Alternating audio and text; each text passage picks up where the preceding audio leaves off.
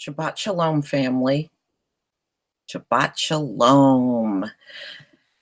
All right, today we're going to go over the testament of the 12 patriarchs. And these are the 12 brothers, the 12 tribes of Israel. Each one actually did a testament before they passed. And we're going to listen to it. I mean, our forefathers were good men, but they were also flawed men. So they lived life, but they were not always perfect. And these are the things you're going to hear when you hear their testimonies. Some good, some bad. But this is what makes them real. So this is going to be 2 hours and 33 minutes long. And it's really interesting. I remember the first time I heard this was probably like around 2011. And it's one more of the chapters that were taken away from us deliberately. Okay, they did not want us to see all of these lost books that we're able to look at today. All right. My internet is chopping up again. Oh.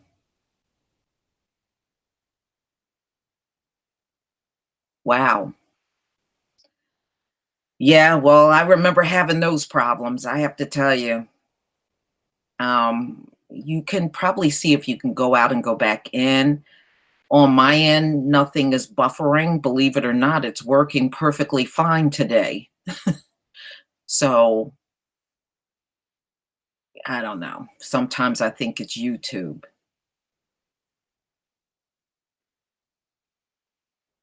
Okay. Well, I'm going to go ahead and get started. And I'm also going to give you the link to this. This is one of those things that's really worth listening to more than once. Let's see here.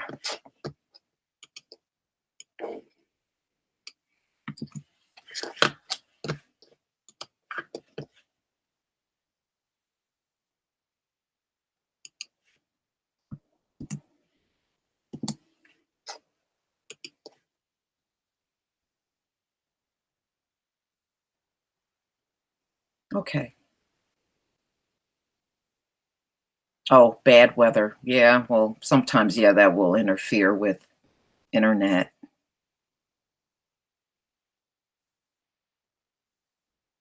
Okay. You can't hear anything? You're good. Okay. You can't hear anything? You may have to go out and go back in.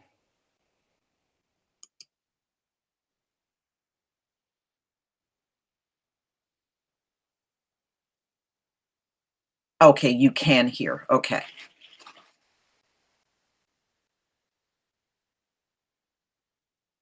Okay. Yeah, it could be YouTube just being assholes. It wouldn't be the first time, but over on my end, everything seems pretty clear. All right, good. All right, we're gonna go ahead and get started. Let me go ahead and share my screen.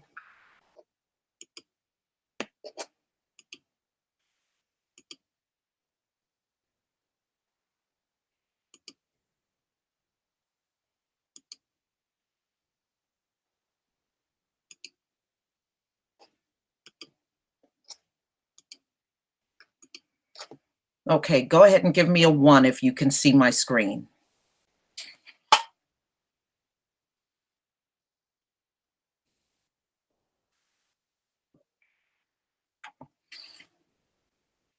Okay. All right, we'll go ahead and get started.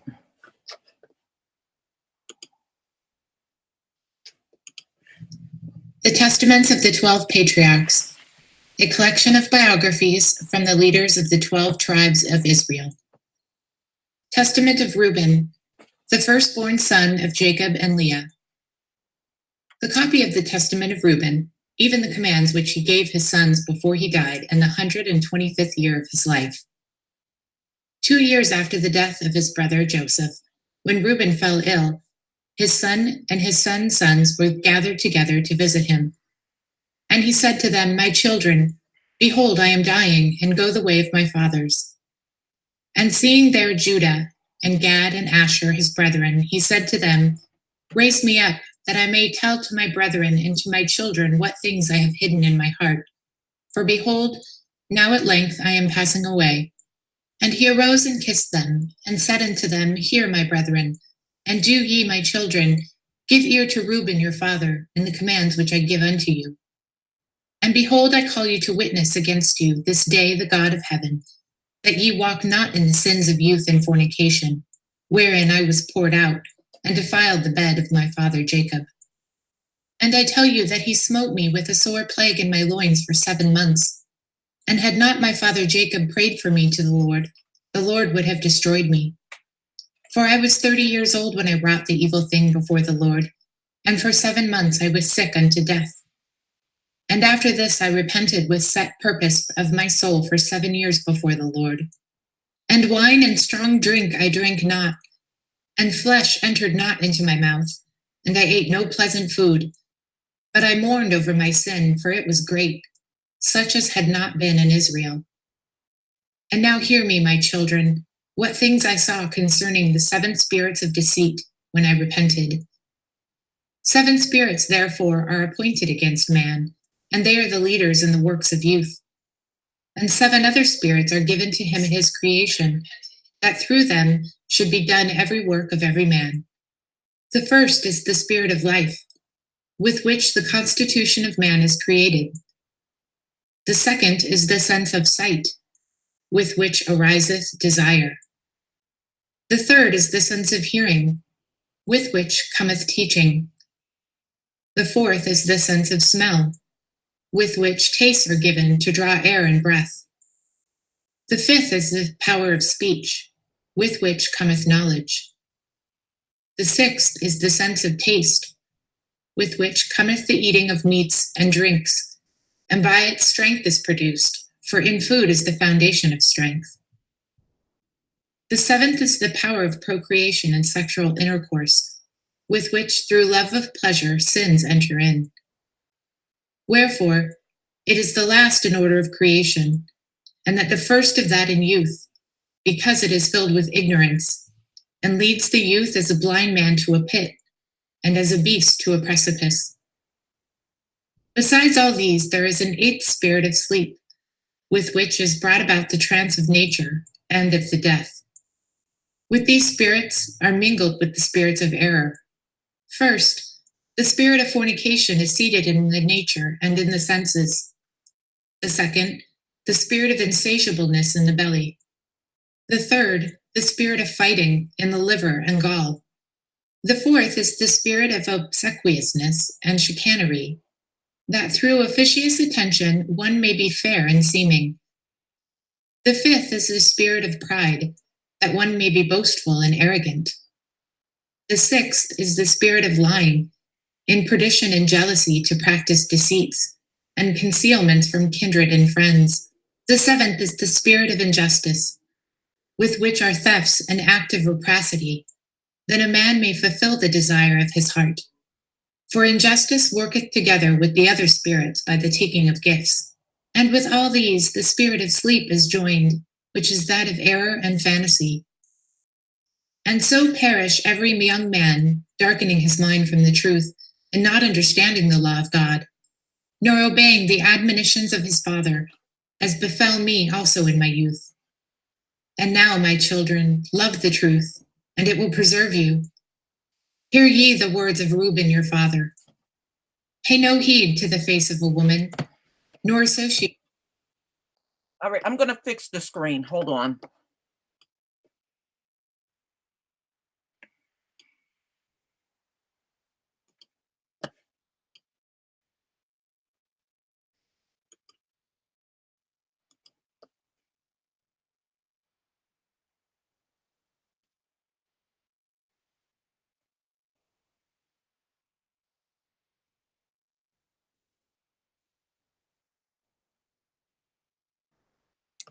Okay, this should be better. I'm going to start it all over.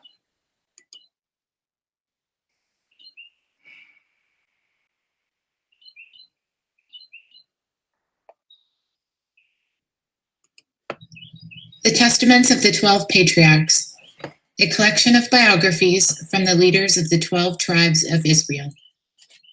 Testament of Reuben, the firstborn son of Jacob and Leah. The copy of the Testament of Reuben, even the commands which he gave his sons before he died in the 125th year of his life.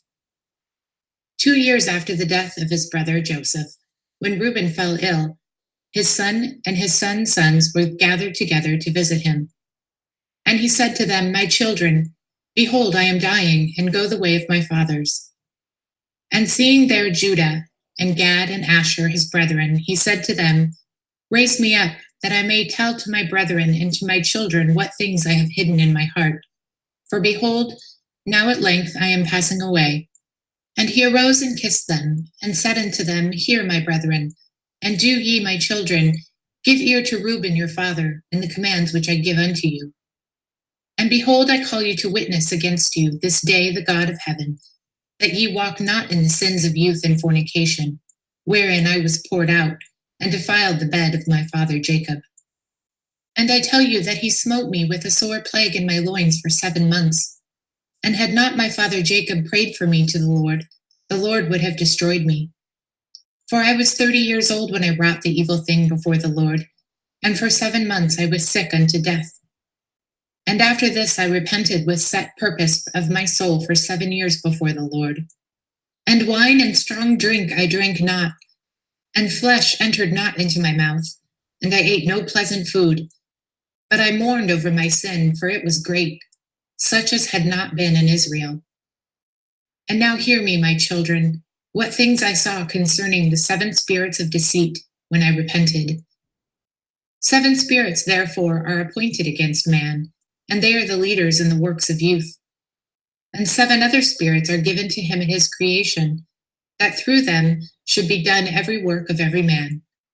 The first is the spirit of life, with which the constitution of man is created.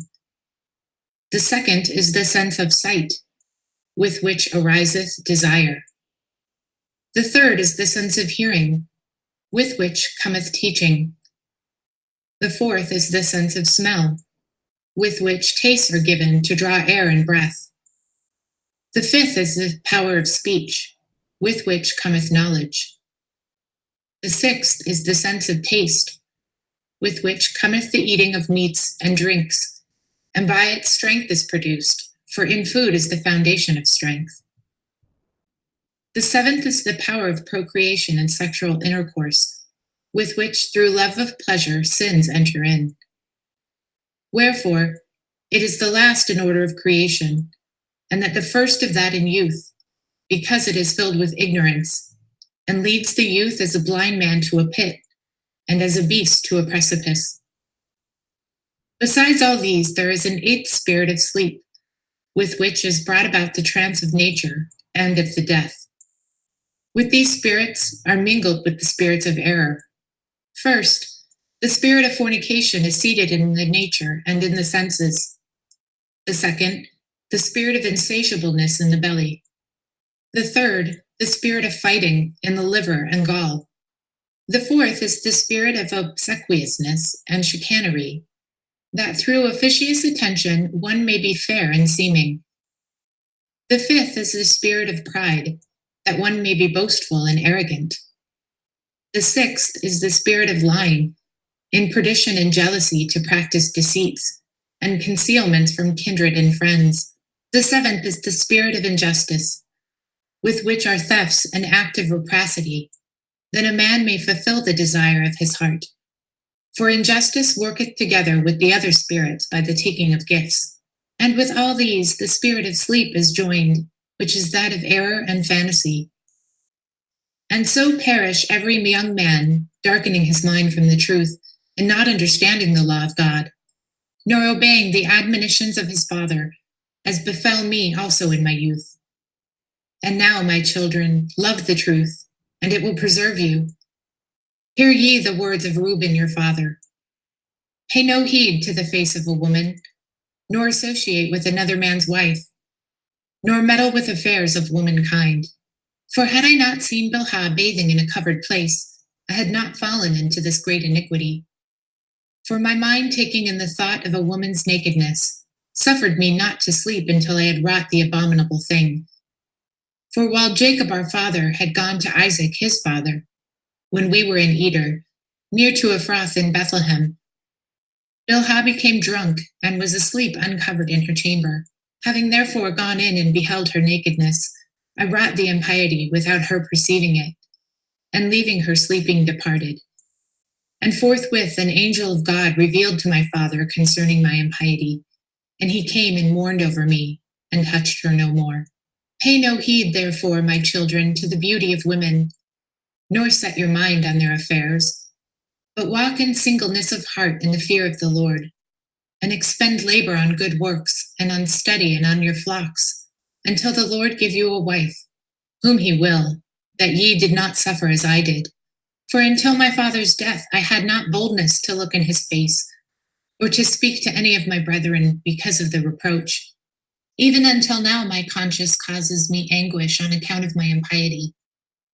And yet my father comforted me much, and prayed for me unto the Lord, that the anger of the Lord might pass from me, even as the Lord showed.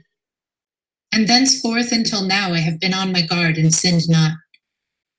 Therefore, my children, I say unto you, observe all things whatsoever I command you, and ye shall not sin. For a pit unto the soul is the sin of fornication, separating it from God and bringing it near to idols, because it deceives the mind and understanding, and leads down young men into Hades before their time. For many hath fornication destroyed, because, though a man be old or noble or rich or poor, he brings reproach upon himself with the sons of men, and derision with Beliar. For ye heard regarding Joseph, how he guarded himself from a woman, and purged his thoughts from all fornication, and found favor in the sight of God and men. For the Egyptian women did many things unto him, and summoned magicians, and offered him love potions, but the purpose of his soul admitted no evil desire. Therefore the God of your fathers delivered him from every evil and hidden death. For if fornication overcomes not your mind, neither can Beliar overcome you. For evil are women, my children, and since they have no power or strength over man, they use wiles by outward attractions, that they may draw him to themselves. And whom they cannot bewitch by outward attractions, him they overcome by craft. For moreover, concerning them, the angel of the Lord told me and taught me that women are overcome by the spirit of fornication more than men, and in their hearts they plot against men. And by means of their adornment, they deceive first their minds, and by the glance of the eye instill the poison, and then through the accomplished act, they take them captive. For a woman cannot force a man openly, but by a harlot's bearing she beguiles him.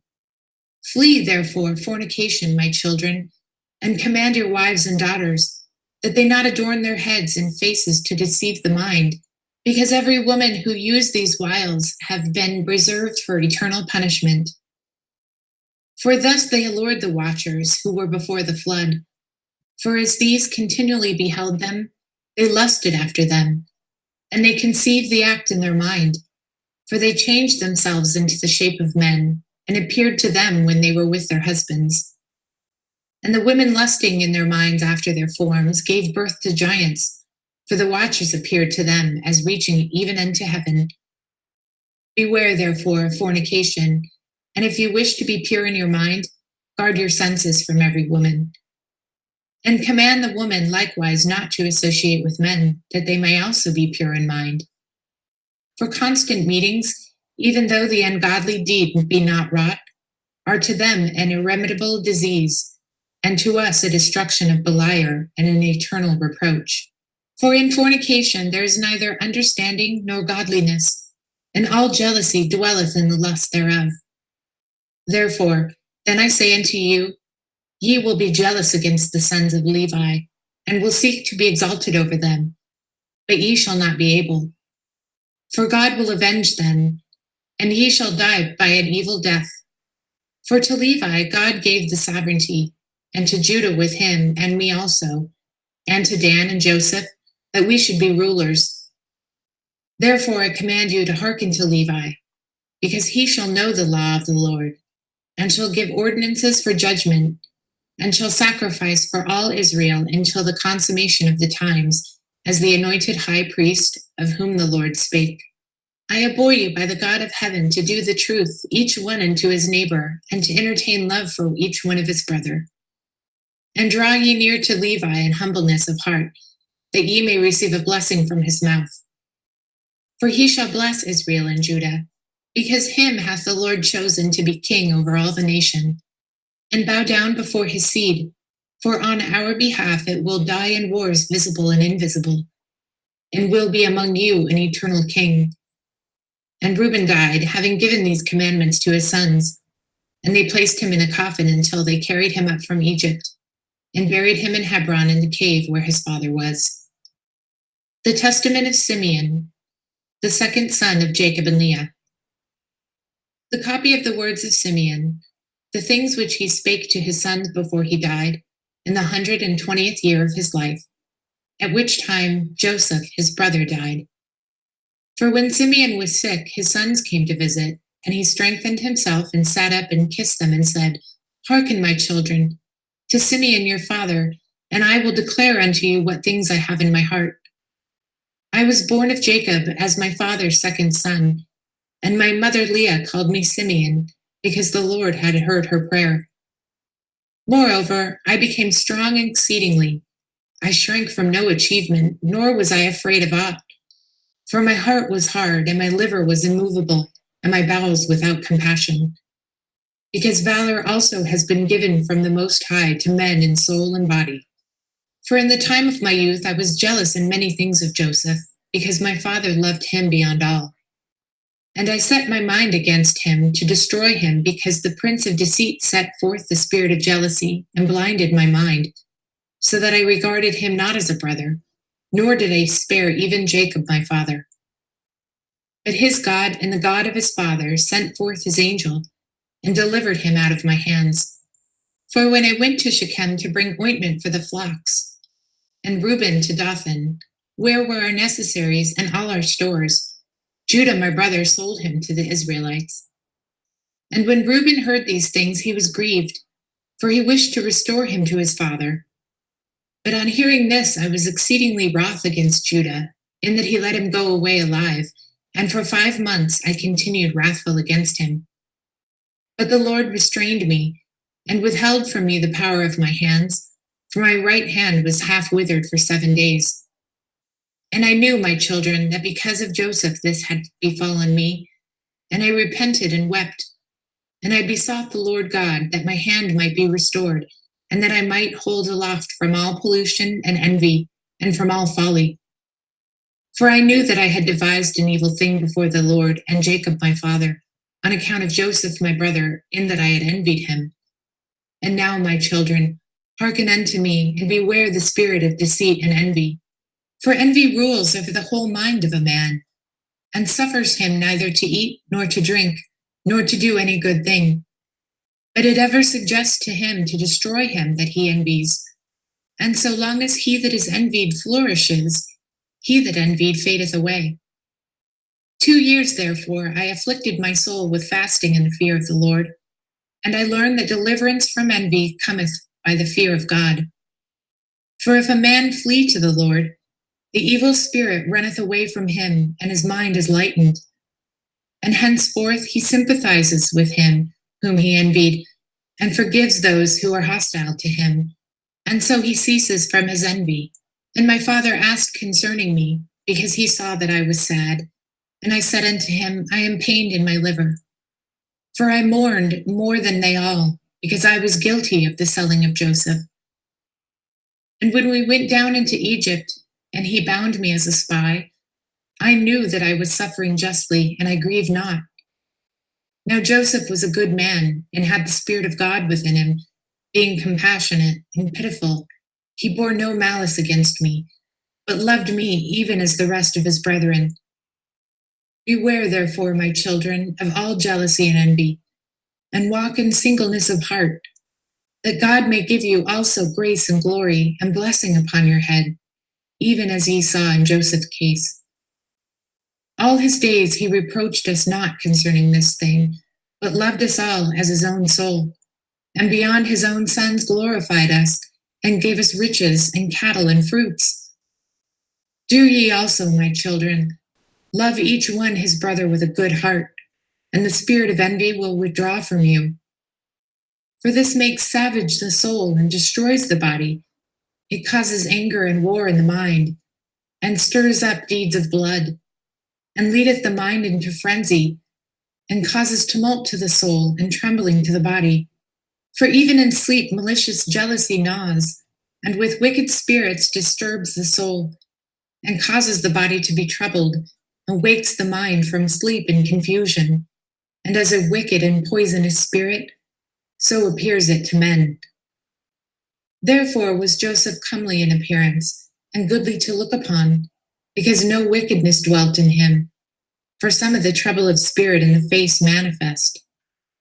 And now, my children, make your hearts good before the Lord, and your ways straight before men, and ye shall find grace before the Lord and men. Beware, therefore, of fornication, for fornication is the mother of all evils, separating from God, and bringing nearer to Beliar. For I have seen it inscribed in the writing of Enoch, that your sons shall be corrupted in fornication, and shall do harm to the sons of Levi with the sword. But they shall not be able to withstand Levi, for he shall wage war of the Lord, and shall conquer all of your hosts. And they shall be few in number, divided in Levi and Judah, and there shall be none of you sovereign, even as our fathers prophesied in his blessing. Behold, I have told you all things, that I may be acquitted of your sin. Now, if ye remove from you all envy and stiff-neckedness, as a rose shall my bones flourish in Israel, and as a lily my flesh in Jacob. And my odor shall be as the odor of Libanus, and as cedars shall holy ones be multiplied from me forever, and their branches shall stretch afar off. Then shall perish the seed of Canaan, and a remnant shall not be unto Amalek. And all the Cappadocians shall perish, and all Hittites shall be utterly destroyed. Then shall fail the land of Ham, and all the people shall perish. Then shall all the earth rest from trouble, and all the world under heaven from war. Then the mighty one of Israel shall glorify Shem. For the Lord God shall appear on earth, and himself save men. Then shall all the spirit of deceit be given to trodden under foot, and men shall rule over wicked spirits. Then shall I arise in joy, and will bless the Most High because of his marvelous works, because God hath taken a body, and eaten with men, and saved men. And now, my children in Judah, and obey Levi in Judah, and be not lifted up against these two tribes, for from them shall arise unto you the salvation of God. For the Lord shall raise up from Levi, as if it were a high priest, and from Judah, as if it were a king, God and men. He shall save all the Gentiles and the race of Israel. Therefore I give you these commands, that ye may also command your children, that they may observe them throughout their generations. And when Simeon had made an end of commanding his sons, he slept with his fathers, 120 years old. And they laid him in a wooden coffin to take his bones up to Hebron. And they took them up secretly during a war of the Egyptians. For the bones of Joseph, the Egyptians guarded in the tombs of the kings. For the sorcerers told them that on the departure of the bones of Joseph there should be throughout all the land darkness and gloom, and an exceeding great plague to the Egyptians, so that even with a lamp a man should not recognize his brother. And the sons of Simeon bewailed their father, and they were in Egypt until the day of their departure by the hand of Moses. Testament of Levi, the third son of Jacob and Leah. The copy of the words of Levi, the things which he ordained unto his sons, according to all that they should do, and what things should befall them until the day of judgment. He was sound in health when he called for them, for it had been revealed to him when he should die. And when they were gathered together, he said unto them, I, Levi, was born in Haran, and I came with my father to Shechem. And I was young, about 20 years of age, when, with Simeon, I wrought vengeance on Harmor for our sister Dinah. And when I was feeding the flocks in Abel Mall, the spirit of understanding of the Lord came upon me, and I saw all men corrupting their ways, and that unrighteousness had built itself walls, and lawlessness had set upon towers. And I was grieving for the race of the sons of men, and I prayed to the Lord that I might be saved. Then there fell upon me a sleep, and I beheld a high mountain, and I was upon it. And behold, the heavens were opened, and an angel of God said to me, Levi, enter. And I entered from the first heaven, and I saw there a great sea hanging. And further I saw a second heaven, far brighter and more brilliant, for there was a boundless light also therein. And I said to the angel, Why is this so? And the angel said to me, Marvel not at this, for thou shalt see another heaven more brilliant and incomparable. And when thou hast descended thither, thou shalt stand near the Lord, and shalt be his minister, and shall declare his mysteries to men, and shall proclaim concerning him that shall redeem Israel. And by thee and Judah shall the Lord appear among men, saving every race of men. And from the Lord's portion shall be thy life. And he shall be thy field and vineyard, and fruits, gold and silver. Hear therefore regarding the heavens which have been shown to thee. The lowest is for this cause gloomy unto thee, in that it beholds all the unrighteous deeds of men. And it has fire, snow, and ice made ready for the day of judgment, in the righteous judgment of God. For in it are all the spirits of the retributions for vengeance on men. And in the second are the host of the armies which are ordained for the day of judgment, to work vengeance on the spirits of deceit and of Beliar. And above them are the holy ones. And in the highest of all dwelleth the great glory, far above all holiness. In the heaven next to it are the archangels, who minister and make preparation to the Lord for the sins of ignorance and the righteous, offering to the Lord a sweet-smelling Savior, a reasonable and bloodless offering. And in the heaven below this are the angels who bear answers to the angels of the presence of the Lord. And in the heaven next to this are the thrones and dominions. in which always they offer praise to God. When therefore the Lord looketh upon us all of us are shaken. Yea, the heavens and the earth and the abysses are shaken at the presence of his majesty. But the sons of men, having no perception of these things, sin and provoke the Most High. Now therefore know that the Lord shall execute judgment upon the sons of men. Because when the rocks are rent and the sun quenched and the waters dry up and the fire cowering and all creation troubled and the invisible spirits melting away and Hades takes spoils through the visitations of the Most High, men will be unbelieving and persist in their iniquity.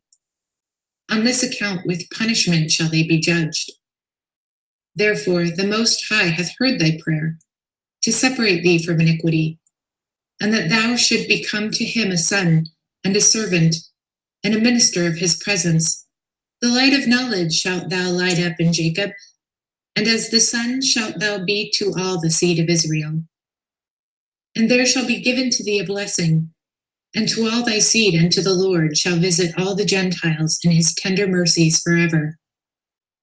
And therefore there have been given counsel to thee and understanding, that thou might instruct thy son concerning this. Because they that bless him shall be blessed, and they that curse him shall perish. And thereupon the angel opened to me the gates of heaven, and I saw the holy temple, and upon a throne of glory the Most High. And he said to me, Levi, I have given thee the blessing of the priesthood until I come and sojourn in the midst of Israel.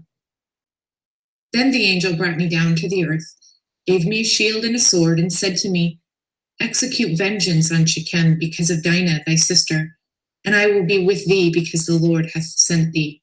And I destroyed at that time the sons of Hamer, as it is written in the heavenly tables. And I said to him, I pray thee, O Lord, tell me thy name, that I may call upon thee in a day of tribulation.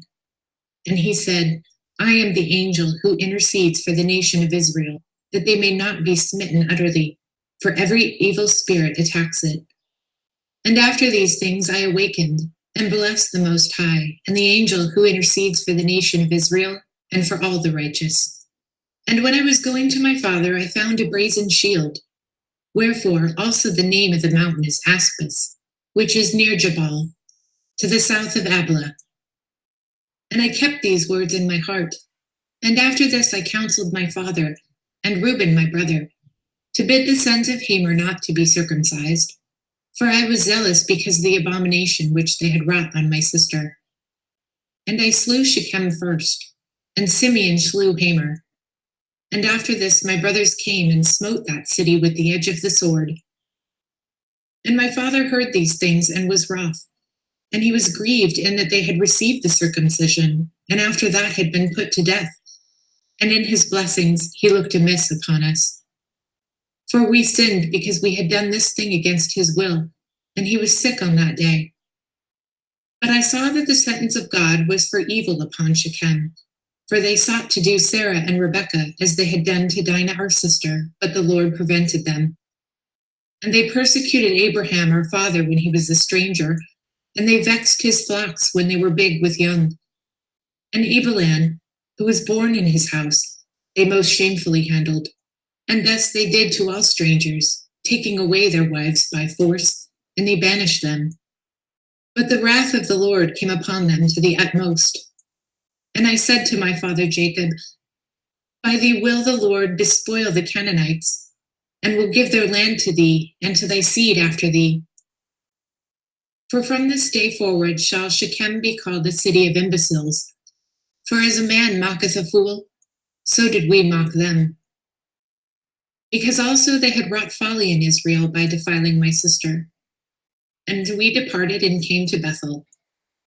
And there again I saw a vision as the former, after we had spent there 70 days. And I saw 7 men in white raiment, saying unto me, Arise, put on the robe of the priesthood, and the crown of the righteousness, and the breastplate of understanding, and the garment of truth, and the light of faith, and the turban of the head, and the ephod of prophecy. And they severely carried these things, and put them on me, and said unto me, From henceforth become a priest of the Lord, thou and thy seed forever. And the first anointed me with holy oil and gave me the staff of judgment. The second washed me pure with water and fed me with bread and wine, even the most holy things, and clad me with a holy and glorious robe. The third clothed me with a linen vestment like an ephod. The fourth put round me a girdle like unto purple. The fifth gave me a branch of rich olive. The sixth placed a crown upon my head. The seventh placed on my head a diadem of priesthood and filled my hands with incense, that I might serve as priest to the Lord God. And they said to me, Levi, thy seed shall be divided into 3 offices, for a sign of the glory of the Lord who is to come. And the first portion shall be great, yea, greater than none it shall be. And the second shall be in the priesthood. And the third shall be called by a new name, because a king shall arise in Judah, and shall establish a new priesthood after the fashion of the Gentiles. And his presence is beloved, as a prophet of the Most High, of the seed of Abraham our father. Therefore, every desirable thing in Israel shall be for thee and for thy seed, and ye shall eat everything fair to look upon, and the table of the Lord shall thy seed apportion.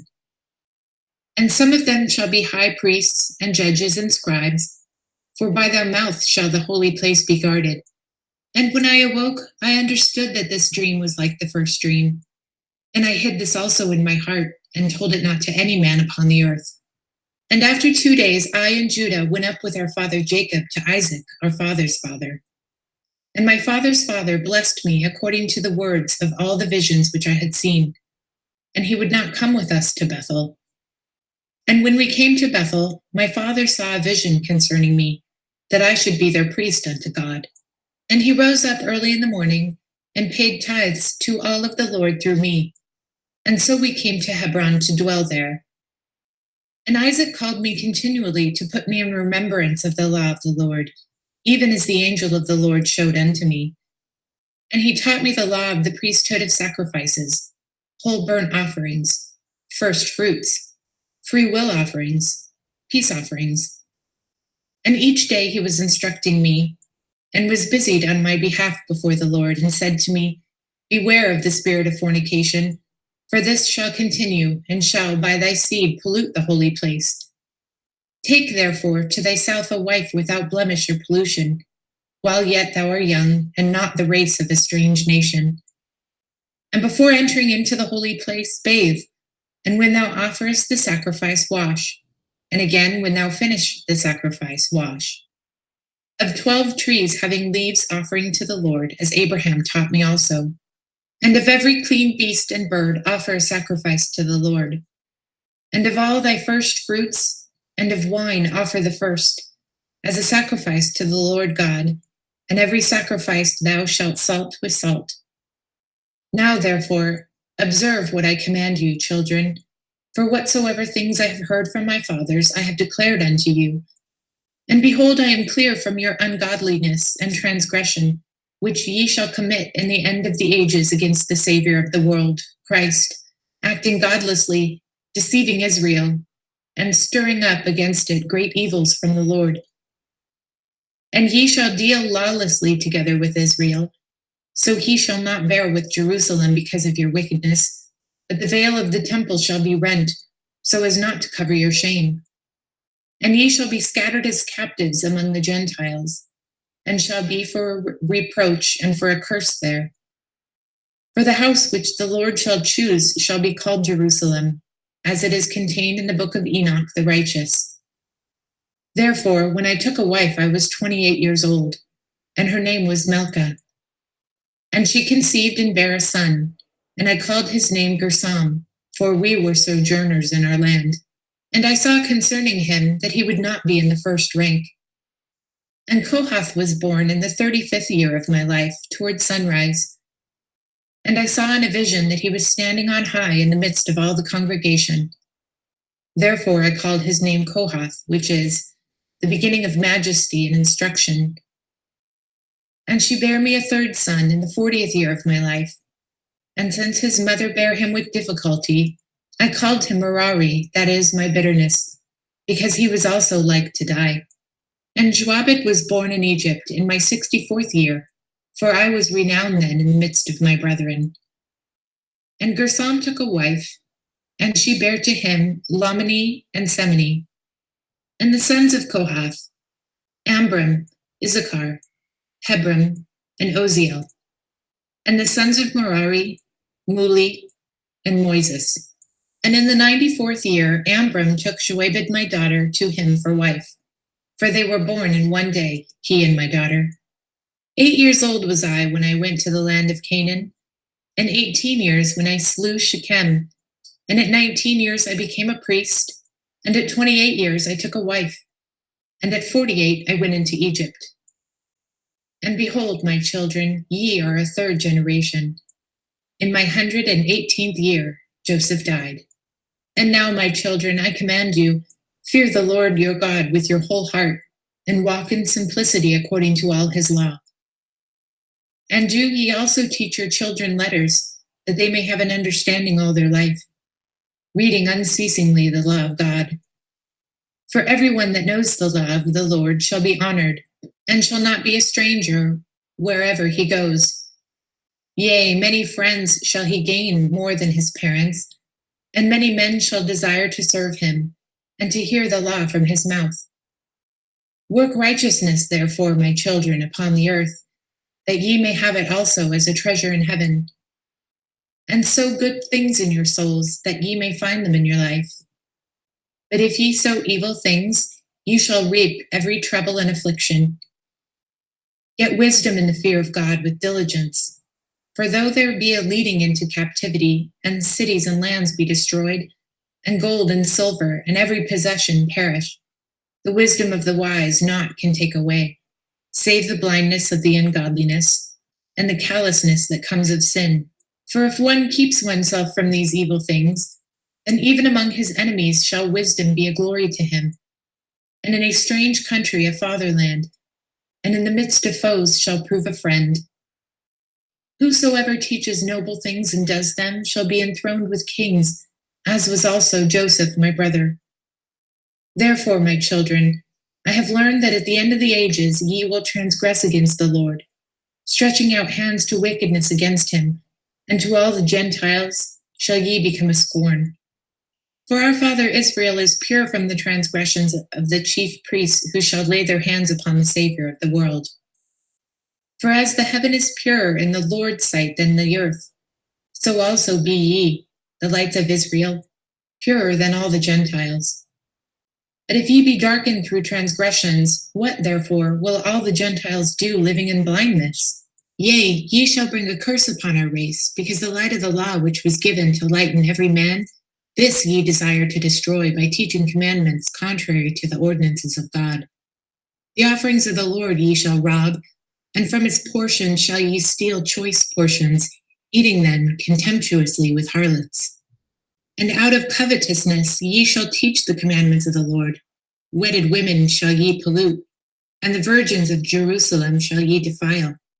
And with harlots and adulteresses shall ye be joined, and the daughters of the Gentiles shall ye take to wife, purifying them with the unlawful purification, and your union shall be like unto Sodom and Gomorrah. And ye shall be puffed up because of your priesthood, lifting yourselves up against men. Not only so, but also against the commandments of God. For ye shall condemn the holy things with jests and laughter. Therefore, the temple which the Lord shall choose shall be laid waste through your uncleanness, and ye shall be captives throughout all nations. And ye shall be an abomination unto them, and ye shall receive reproach and everlasting shame from the righteous judgment of God. And all who hate you shall rejoice at your destruction. And if you were not to receive mercy through Abraham, Isaac, and Jacob our fathers, not one of your seed should be left upon the earth. And now I have learnt that for 70 weeks ye shall go astray, and profane the priesthood, and pollute the sacrifices. And ye shall make void the law, and set at naught the words of the prophets by evil perverseness. And ye shall persecute righteous men, and hate the godly. The words of the faithful shall ye abhor. And a man who reneweth the law in the power of the Most High, ye shall call a deceiver.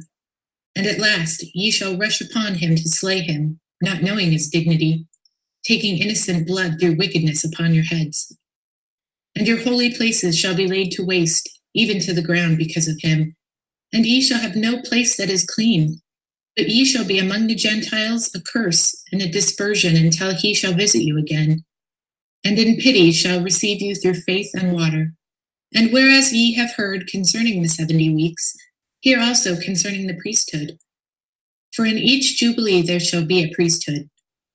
And in the first jubilee, the first who is anointed to the priesthood shall be great, and shall speak to God as to a father. And his priesthood shall be perfect with the Lord. And then the day of his gladness shall he arise for the salvation of the world. In the second jubilee, he that is anointed shall be conceived in the sorrow of beloved ones, and his priesthood shall be honored and shall be glorified by all. And the third priest shall he taken hold of by sorrow, and the fourth shall be in pain, because unrighteousness shall gather itself against him exceedingly, and all Israel shall hate each one of his neighbors. The fifth shall be taken hold of by darkness, likewise also the sixth and the seventh. And in the seventh shall be such pollution as I cannot express before men, for they shall know it who does these things. Therefore shall they be taken captive and become prey, and their land and their substance shall be destroyed. And in the fifth week they shall return to their desolate country, and shall renew the house of the Lord. And in the seventh week shall become priests, who are idolaters, adulterers, lovers of money, proud, lawless, abusers of children and beasts. And after their punishment shall have come for the Lord, the priesthood shall fail. Then shall the Lord raise up a new priest. And to him all the words of the Lord shall be revealed, and he shall execute a righteous judgment upon the earth for a multitude of days. And his star shall raise in heaven as of a king, lighting up the light of knowledge as the sun of day, and he shall be magnified in the world. He shall shine forth as the sun on the earth, and shall remove all darkness from under heaven, and there shall be peace in all the earth. The heavens shall exult in his days, and the earth shall be glad, and the clouds shall rejoice. And the knowledge of the Lord shall be poured forth upon the earth, as the water of the seas, and the angels of glory of the presence of the Lord shall be glad in him. The heavens shall be opened, and from the temple of glory shall come upon him sanctification, with the Father's voice as from Abraham and Isaac. And the glory of the Most High shall be uttered over him, and the spirit of understanding and sanctification shall rest upon him in the water. For he shall give the majesty of the Lord to his sons in truth forevermore. And there shall none succeed him for all generations forever. And in his priesthood the Gentiles shall be multiplied in knowledge upon the earth, and enlightened through the grace of the Lord. In his priesthood shall sin come to an end, and the lawless shall cease to do evil. And he shall open the gates of paradise, and shall remove the threatening sword against Adam. And he shall give to the saints to eat from the tree of life, and the spirit of holiness shall be on them. And Beliar shall be bound by him, and he shall give power to his children to tread upon the evil spirits. And the Lord shall rejoice in his children, and be well pleased in his beloved ones forever. Then shall Abraham and Isaac and Jacob exult, and I will be glad, and all the saints shall clothe themselves with joy. And now, my children, ye have heard all. Choose, therefore, for yourselves, either the light or the darkness, either the law of the Lord or the works of Beliar. And his sons answered him, saying, Before the Lord we will walk according to his law. And their father said unto him, The Lord is witness, and his angels are witnesses, and ye are witnesses, and I am witness concerning the word of your mouth. And his sons said unto him, We are witnesses. And thus Levi ceased commanding his sons. And he stretched out his feet on the bed, and was gathered to his fathers, after he had lived 137 years. And they laid him in a coffin, and afterwards they buried him in Hebron with Abraham, Isaac, and Jacob. The testament of Judah, the fourth son of Jacob and Leah. The copy of the words of Judah, what things he spake to his sons before he died. They gathered themselves together, therefore, and came to him, and he said to them, Hearken, my children, to Judah your father. I was the fourth son born to my father Jacob, And Leah my mother named me Judah, saying, I give thanks to the Lord, because he hath given me a fourth son also. I was swift in my youth, and obedient to my father in everything. And I honored my mother and my mother's sister. And it came to pass, when I became a man, that my father blessed me, saying, Thou shalt be a king, prospering in all things. And the Lord showed me favor in all my works, both in the field and in the house. I know that I raced a hind and caught it, and prepared the meat for my father, and he did eat. And the roes I used to master in the chase, and overtake all that was in the plains. A wild mare I overtook, and caught it, and tamed it. I slew a lion, and plucked a kid out of its mouth. I took a bear by its paw, and hurled it down the cliff, and it was crushed. I outran the wild boar, and seizing it as I ran, I tore it in asunder. A leopard in Hebron leapt upon my dog, and I caught it by the tail, and hurled it on the rocks, and it was broken in twain. I found a wild ox feeding in the fields, and seizing it by the horns, and whirling it round and stunning it, I cast it from me and slew it. And when the 2 kings of the Canaanites came sheathed in armor against our flocks, and much people with them, single-handed I rushed upon the king of Hazor, and smote him on the graves, and dragged him down, and so I slew him. And the other, the king of Tappuah, as he sat upon his horse, I slew, and so I scattered all his people. Achor, the king, a man of giant stature, I found, hurling javelins before and behind as he sat on horseback. And I took up a stone of 60-pound weight, and hurled it, and smote his horse, and killed it. And I fought with this other for 2 hours, and I clave his shield in twain, and I chopped off his feet and killed him. And as I was stripping off his breastplate, behold, 9 men, his companions, began to fight with me. And I wound my garment on my hand, and I slung stones at them, and killed 4 of them, and the rest fled. And Jacob my father slew Beliseth, king of all kings, a giant in strength, 12 cubits high. And fear fell upon them, and they ceased warring against us.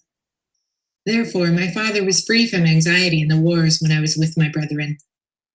For he saw in a vision concerning me that an angel of might followed me everywhere, that I should not be overcome. And in the south there came upon us a greater war than that in Shechem. And I joined in battle array with my brethren, and pursued 1,000 men, and slew of them 200 men and 4 kings. And I went up upon the wall, and I slew 4 mighty men. And so we captured Hazor and took all the spoil. And the next day we departed to Atron, a city strong and walled and inaccessible, threatening us with death. But I and Gad approached on the east side of the city, and Reuben and Levi on the west. And they that were upon the wall, thinking that we were alone, were drawn down against us. And so my brothers secretly climbed up the wall on both sides by stakes and entered the city, while the men knew it not. And we took it with the edge of a sword. And as for those who had taken refuge in the tower, we set fire to the tower and took both it and them. And as we were departing, the men of Tappuah seized our spoil. And seeing this, we fought with them. And we slew them all and recovered our spoil. And when I was at the waters of Kozeba, the men of Jobel came against us to battle. And we fought with them and routed them. And their allies from Shiloh we slew. And we did not leave them power to come in against us. And the men of Machir came upon us on the 5th day to seize our spoil. And we attacked them and overcame them in fierce battle. For there was a host of mighty men amongst them, and we slew them before they had gone up the ascent. And when we came to their city, their women rolled upon us stones from the brow of the hill on which the city stood. And I and Simeon had ourselves behind the town, and seized upon the heights, and destroyed this city also. And the next day it was told to us that the king of the city of Gaash, with a mighty host, was coming upon us. I, therefore, and Dan feigned ourselves to be Amorites, and as allies went into their city. And in the depth of night our brethren came, and we opened the gates to them. And we destroyed all the men and their substance. And we took for a prey all that was theirs, and their 3 walls we cast down. And we drew near to Tamnah, where all was the substance of their hostile kings. Then, being insulted by them, I was therefore wroth, and rushed against them to the summit. And they kept slinging against me stones and darts. And had not Dan my brother aided me, they would have slain me. We came upon them, therefore, with wrath, and they all fled. And passing by another way, they fought my father, and he made peace with them. And we did to them no hurt, and they became tributary to us, and we restored them their spoil. And I built Tamnah, and my father built Pabael.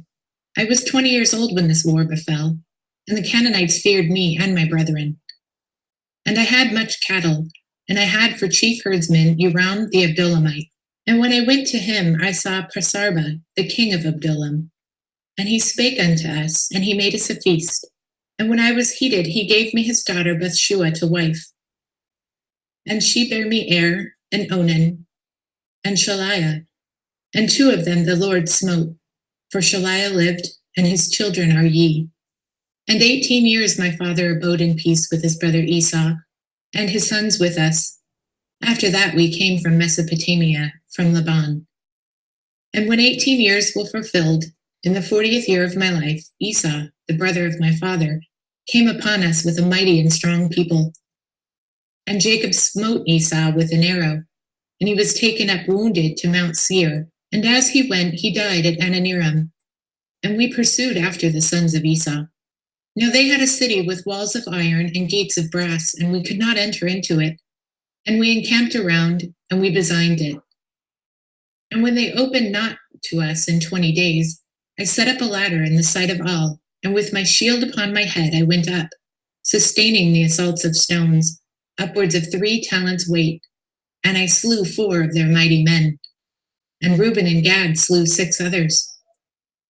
Then they asked from us terms of peace, and having taken counsel with our father, we received them as tributaries. And they gave us 500 cores of wheat, 500 baths of oil, 500 measures of wine, until the famine, when we went down into Egypt. And after these things, my son Er took wife to Tamar, from Mesopotamia, a daughter of Aram. Now Er was wicked, and he was in need concerning Tamar, because she was not of the land of Canaan. And on the 3rd night an angel of the Lord smote him. And he had not known her according to the evil craftiness of his mother, for he did not wish to have children by her. In the days of the wedding feast I gave Onan to her in marriage, and he also in wickedness knew her not, though he spent with her a year. And when I threatened him, he went in unto her, but he spilled the seed on the ground according to the command of his mother, and he also died through wickedness. And I wished to give Shaliah also to her, but his mother did not permit it. For she wrought evil against Tamar, because she was not the daughters of Canaan, and she also herself was. And I knew that the race of the Canaanites was wicked, but the impulse of youth blinded my mind. And when I saw her pouring out wine, owing to the intoxication of wine, I was deceived, and took her, although my father had not counseled it. And while I was away, she went and took for Shaliah a wife from Canaan. And when I knew what she had done, I cursed her in the anguish of my soul. And she also died through her wickedness, together with her sons. And after these things, while Tamar was a widow, she heard after 2 years that I was going up to shear my sheep, and adorned herself in bridal array, and sat in the city of Anam by the gate. For it was a law of the Amorites, that she who was about to marry should sit in fornication 7 days by the gate. Therefore, being drunk with wine, I did not recognize her, and her beauty deceived me through the fashion of her adorning. And I turned aside to her and said, Let me go in unto thee. And she said, What wilt thou give me? And I gave her my staff and my girdle, and the diadem of my kingdom in pledge. And I went in unto her, and she conceived. And not knowing what I had done, I wished to slay her. But she privily sent me my pledges and put me to shame. And when I called her, I also heard the secret words which I spoke when lying with her in my drunkenness, and I could not slay her, because it was from the Lord. For I said, Lest haply she did it in subtlety, having received the pledge from another woman. But I came not again near her while I lived, because I had done this abomination in all Israel. Moreover, they who were in the city said that there was no harlot in the gate, because she came from another place, and sat for a while in the gate. And I thought that no one knew that I had gone to her. And after this we came into Egypt to Joseph because of the famine. And I was 46 years old, and 73 years I lived in Egypt. And now I command you, my children, hearken to Judah your father, and keep my sayings to perform all the ordinances of the Lord, and to obey the commands of God. And walk not after your lusts, nor in the imaginations of your thoughts in haughtiness of heart. And glory not in the deeds and strength of your youth, for this also is evil in the eyes of the Lord. Since I also gloried that in wars no comely woman's face ever enticed me, and reproved Reuben my brother concerning Bilhah, the wife of my father. The spirits of jealousy and of fornication arrayed themselves with me, until I lay with Bathshua the Canaanite, and Tamar, who was espoused to my sons. For I said to my father-in-law, I will take counsel with my father, and so will I take thy daughter. And he was unwilling, but he showed me a boundless store of gold in his daughter's behalf, for he was to be king. And he adorned her with gold and pearls, and caused her to pour out wine for us at the feast with the beauty of women. And the wine turned aside my eyes, and pleasure blinded my heart. And I became enamored of, and I lay with her, and transgressed the commandment of the Lord and the commandment of my fathers, and I took her to be a wife. And the Lord rewarded me according to the imagination of my heart, inasmuch as I had no joy in her children. And now, my children, I say unto you, be not drunk with wine, for wine turneth the mind away from the truth, and inspires the passion of lust, and leadeth the eyes into error. The spirit of fornication hath wine as a minister to give pleasure to the mind. For these two also take away the mind of man. For if a man drink wine to drunkenness, it disturbs the mind with filthy thoughts leading to fornication, and heateth the body to carnal union. And if the occasion of lust be present, he works the sin, and is not ashamed. Such is the inebriated man, my children, for he who is drunken reverence no man. For lo, it made me also to err, so that I was not ashamed of the multitude in the city. In that before the eyes of all I turned aside unto Tamar, and I wrought a great sin, and I uncovered the coverings of my son's shame. After I had drunk wine, I reverenced not the commandment of God, and I took a woman of Canaan to wife. For much discretion needeth the man who drinketh wine, my children, and herein is discretion in drinking wine. A man may drink so long as he preserves modesty. But if he go beyond this limit, the spirit of deceit attacks his mind, and it makes the drunkard to talk filthy, and to transgress, and to not be ashamed, but even to his glory and his shame, and to account himself honorable.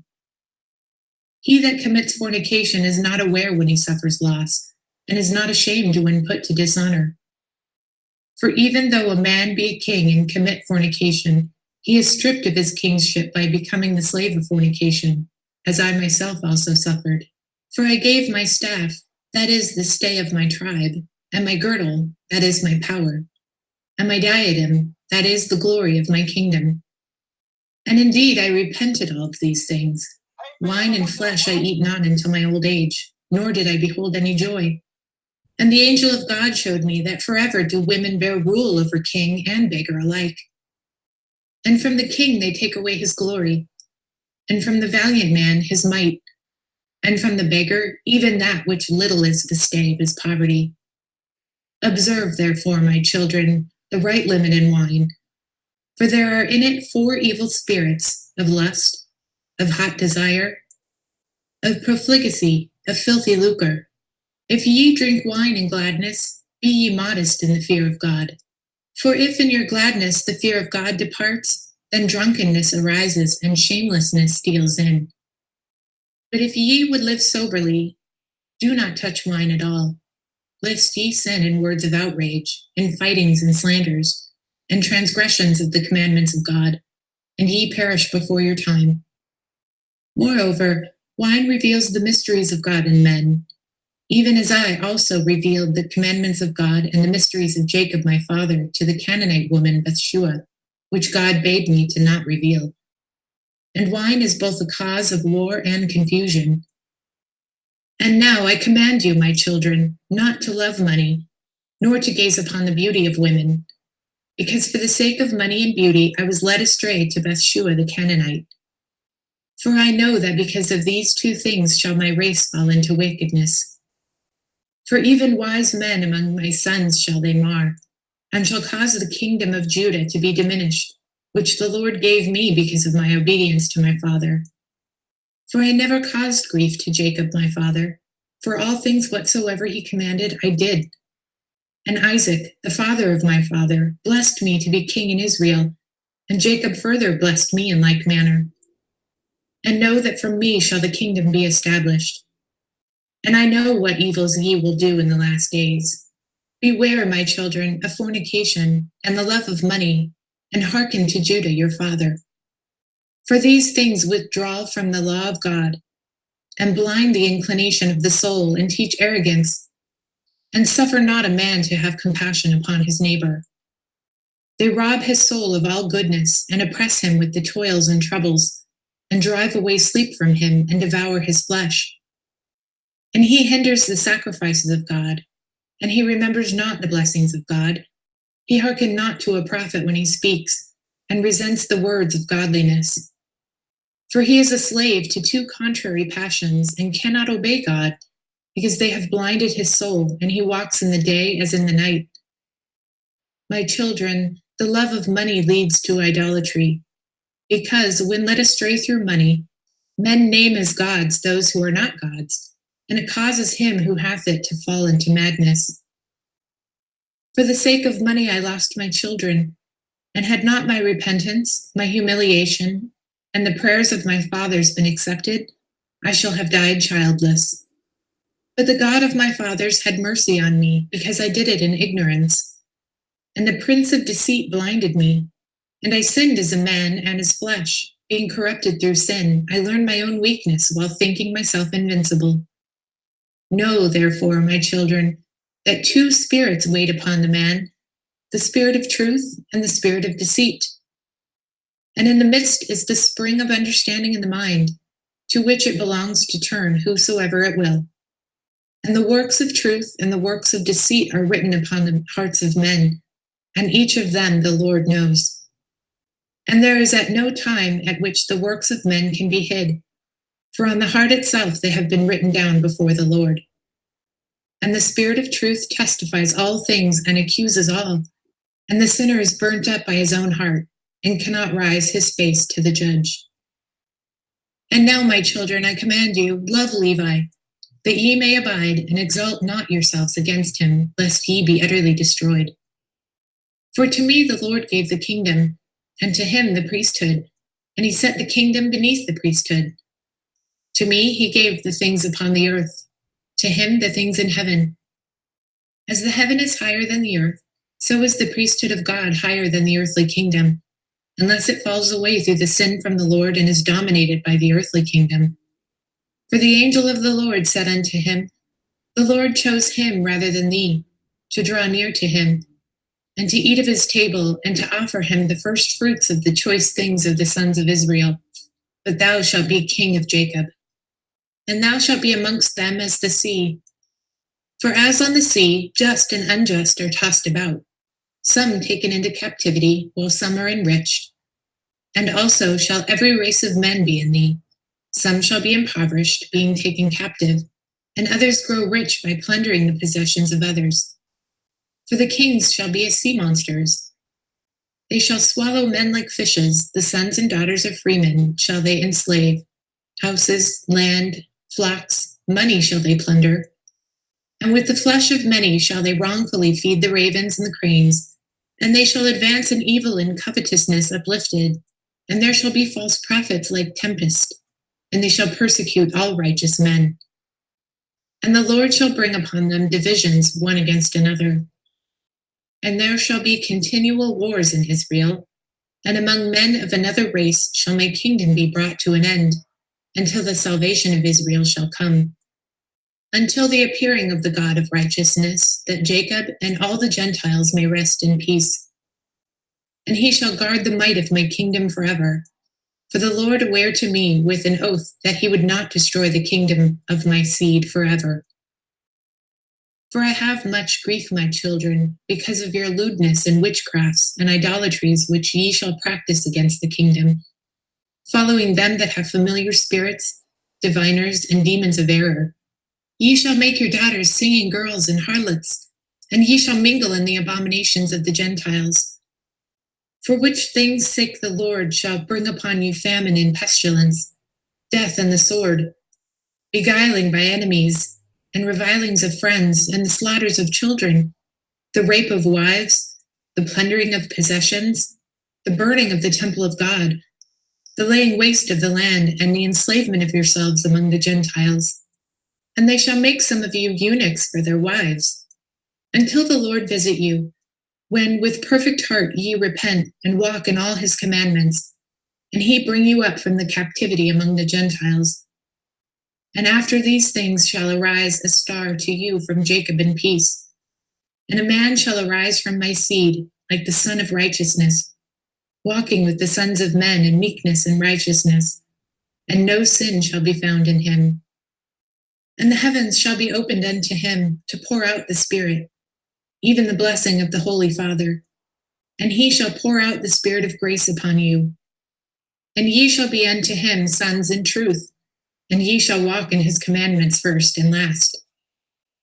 Then shall the scepter of my kingdom shine forth, and from your root shall arise a stem, and from it shall grow a rod of righteousness to the Gentiles, to judge and to save all that call upon the Lord.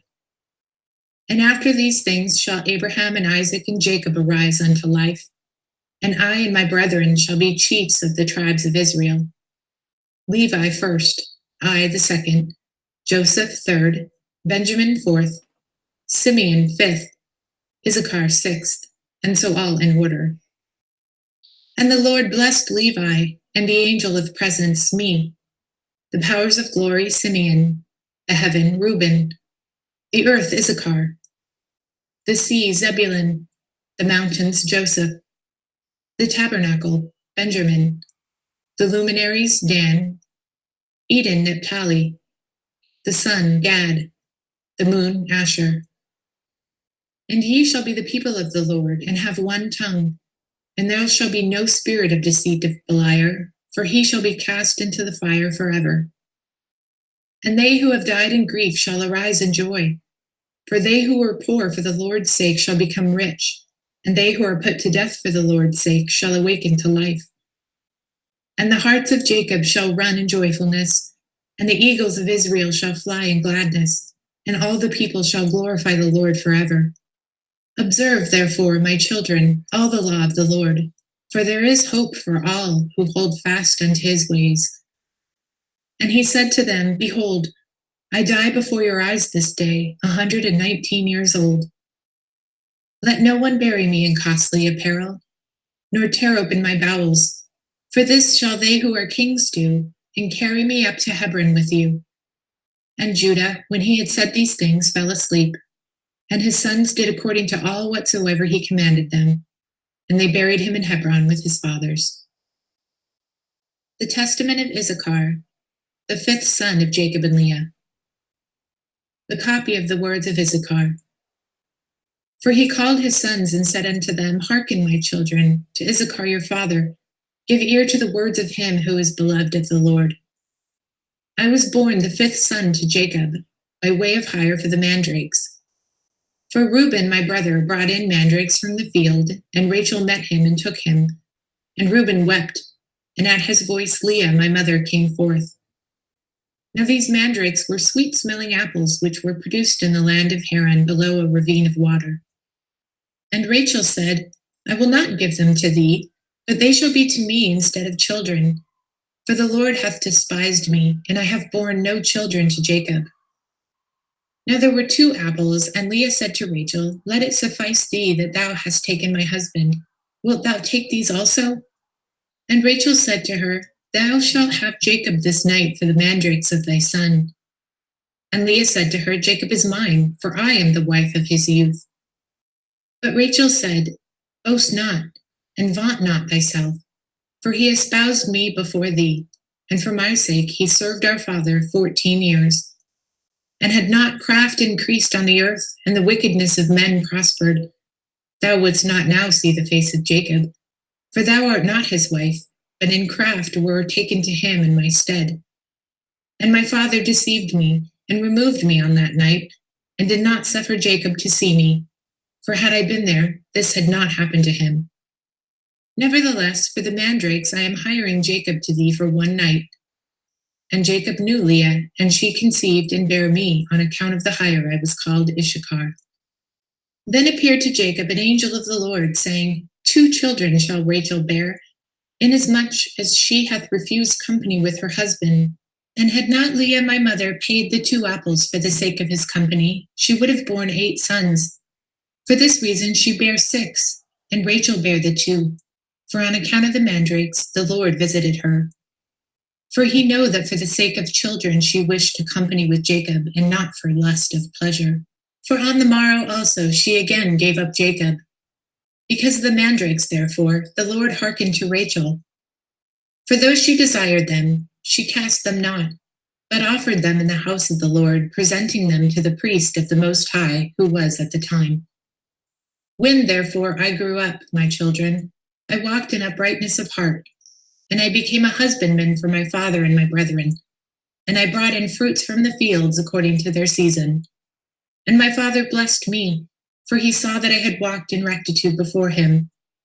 And I was not a busybody in my doings, nor envious and malicious against my neighbor.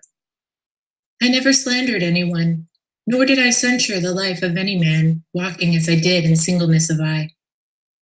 Therefore, when I was 35 years old, I took to myself a wife, for my labor wore away my strength, and I never thought upon pleasure with women, but owing to my toil, sleep overcame me. And my father always rejoiced in my rectitude, because I offered through the priest to the Lord all first fruits, then to my father also. And the Lord increased 10,000-fold his benefit in my hand, and also Jacob my father knew that God aided my singleness. For on all the poor and oppressed I bestowed the good things of the earth in the singleness of my heart. And now hearken to me, my children, and walk in singleness of your heart, for I have seen in it all that it is well-pleasing to the Lord. The single-minded man coveteth not gold, he overreacheth not his neighbor, he longeth not after the manifold dainties, he delighteth not in varied apparel. He does not desire to live a long life, but only waiteth for the will of God. And the spirits of deceit have no power against him. For he looketh not on the beauty of women, lest he should pollute his mind with corruption. There is no envy in his thoughts. No malicious person makes his soul to pine away, nor worry with insatiable desire in his mind. For he walks in singleness of soul, and beholds all things in the uprightness of heart, shunning eyes made evil through the error of the world, lest he should see the perversion of any commandments of the Lord. Keep, therefore, my children, the law of God, and get singleness, and walk in guilelessness, not playing the busybody with the business of your neighbor, but love the Lord and your neighbor. Have compassion on the poor and the weak. Bow down your back unto husbandry, and toil in labors in all manner of husbandry, offering gifts to the Lord with thanksgiving. For with the first fruits of the earth will the Lord bless you, even as he blessed all the saints from Abel even until now. For no other portion is given to you than the fatness of the earth, whose fruits are raised by toil. For our father Jacob blessed me with the blessings of the earth and of first fruits. And Levi and Judah were glorified by the Lord, even among the sons of Jacob. For the Lord gave them an inheritance, and to Levi he gave the priesthood, and to Judah the kingdom. And do ye therefore obey them, and walk in the singleness of your father. For unto Gad hath it been given to destroy the troops that are coming upon Israel. Know ye therefore, my children, that in the last times your sons will forsake singleness, and will cleave into unsatiable desire. And leaving guilelessness will draw near to malice, and forsaking the commandments of the Lord, they will cleave unto Beliar. And leaving husbandry, they will follow after their own wicked devices, and they shall be dispersed among the Gentiles, and shall serve their enemies. And do you, therefore, give these commands to your children, that if they sin, they may more quickly return to the Lord, for he is merciful, and will deliver them even to bring them back into their land. Behold, therefore, as you see, I am 126 years old, and am not conscious of committing any sin. Except my wife, I have not known any woman. I never committed fornication by the uplifting of my eyes. I drank not wine to be led astray thereby. I coveted not any desirable thing that was my neighbor's. Guile arose not in my heart. A lie passed not through my lips. If any man were in distress, I joined my sighs with him, and I shared my bread with the poor. I wrought godliness. All my days I kept truth. I loved the Lord. Likewise also every man with all my heart. So do you also these things, my children, and every spirit of Beliar shall flee from you, and no deed of wicked men shall rule over you. And every wild beast shall ye subdue, since you have with you the God of heaven and earth, and walk with men in singleness of heart. And having said these things, he commanded his sons that they should carry him up to Hebron, and bury him there in the cave with his fathers. And he stretched out his feet and died, at a good old age, with every limb sound, and with strength unabated, he slept the eternal sleep. The testament of Zebulun, the sixth son of Jacob and Leah. The copy of the words of Zebulun, which he enjoined on his sons before he died in the 114th year of his life, 2 years after the death of Joseph. And he said to them, Hearken to me, ye sons of Zebulun, attend to the words of your father. I, Zebulun, was born a good gift to my parents. For when I was born, my father was increased very exceedingly, both in flocks and herds, when with the staked rods he had his portion. I am not conscious that I have sinned all my days, save in thought. Nor yet do I remember that I have done any iniquity, except the sin of ignorance which I had committed against Joseph. For I covenanted with my brethren not to tell my father what had done. But I wept in many secret days on account of Joseph, for I feared for my brethren, because they had all agreed that if anyone shall declare the secret, he should be slain. But when they wished to kill him, I adjured them much with tears not to be guilty of this sin. For Simeon and Gad came against Joseph to kill him, and he said unto them with tears, Pity me, my brethren, have mercy upon the bowels of Jacob our father. Lay not upon me your hands to shed innocent blood, for I have not sinned against you. And if indeed I have sinned, with chastening, chaste me, my brethren, but lay not upon me your hand, for the sake of Jacob our father. And as he spoke these words, wailing as he did so, I was unable to bear his lamentations, and began to weep, and my liver was poured out, and all the substance of my bowels was loosened. And I wept with Joseph, and my heart sounded, and the joints of my body trembled, and I was not able to stand. And when Joseph saw me weeping with him, and them coming against him to slay him, he fled behind me, beseeching them. But meanwhile Reuben arose and said, Come, my brethren, let us not slay him, but let us cast him into one of these dry pits, which our fathers dug and found no water. For this cause the Lord forbade that water should rise up in them, in order that Joseph should be preserved. And they did so, until they sold him to the Ishmaelites. For in his price I had no share, my children. But Simeon and Gad and 6 other of our brethren took the price of Joseph, and bought sandals for themselves and their wives and their children, saying, We will not eat of it, for it is of the price of our brother's blood. But we will assuredly tread it under foot, because he said that he would be king over us. So let us see what will become of his dreams. Therefore it is written in the writings of the law of Moses, that whosoever will not rise up seed to his brother, his sandals should be unloosened, and they should spit in his face. And the brethren of Joseph wished not that their brother should live, and the Lord loosened from them the sandal which they wore against Joseph their brother. For when they came into Egypt, they were unloosened by the servants of Joseph outside the gate. And so they made obeisance to Joseph after the fashion of the king Pharaoh. And not only did they make obeisance to him, but were spit upon also, falling down before him forthwith. And so they were put to shame before the Egyptians. For after this, the Egyptians heard all the evils that they had done to Joseph. And after he was sold, my brothers sat down to eat and drink. But I, through pity for Joseph, did not eat, but watched the pit. since Judah feared lest Simeon, Dan, and Gad should rush off and slay him. But when they saw that I did not eat, they set to watch me, till he was sold to the Ishmaelites. And when Reuben came and heard that while he was away Joseph had been sold, he rent his garments, and mourning, said, "How shall I look on the face of my father Jacob?" And he took the money and ran after the merchants, but as he failed to find them, he returned grieving. But the merchants had left the broad road and marched through the troglodytes by a shortcut. But Reuben was grieved and ate no food that day. Dan therefore came to him and said, "Weep not, neither grieve, for we have found what we can say to our father Jacob. Let us slay a kid of the goats and dip it in the coat of Joseph, and let us send it to Jacob, saying, 'No, is this the coat of thy son?'" And they did so. For they stripped off from Joseph his coat when they were selling him, and put upon him the garment of a slave.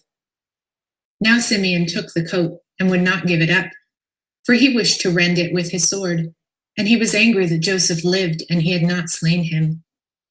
Then we all rose up and said unto him, "If thou givest not up the coat, we will say to our father that thou alone didst this evil thing in Israel." And so he gave it unto them, and they did even as Dan had said.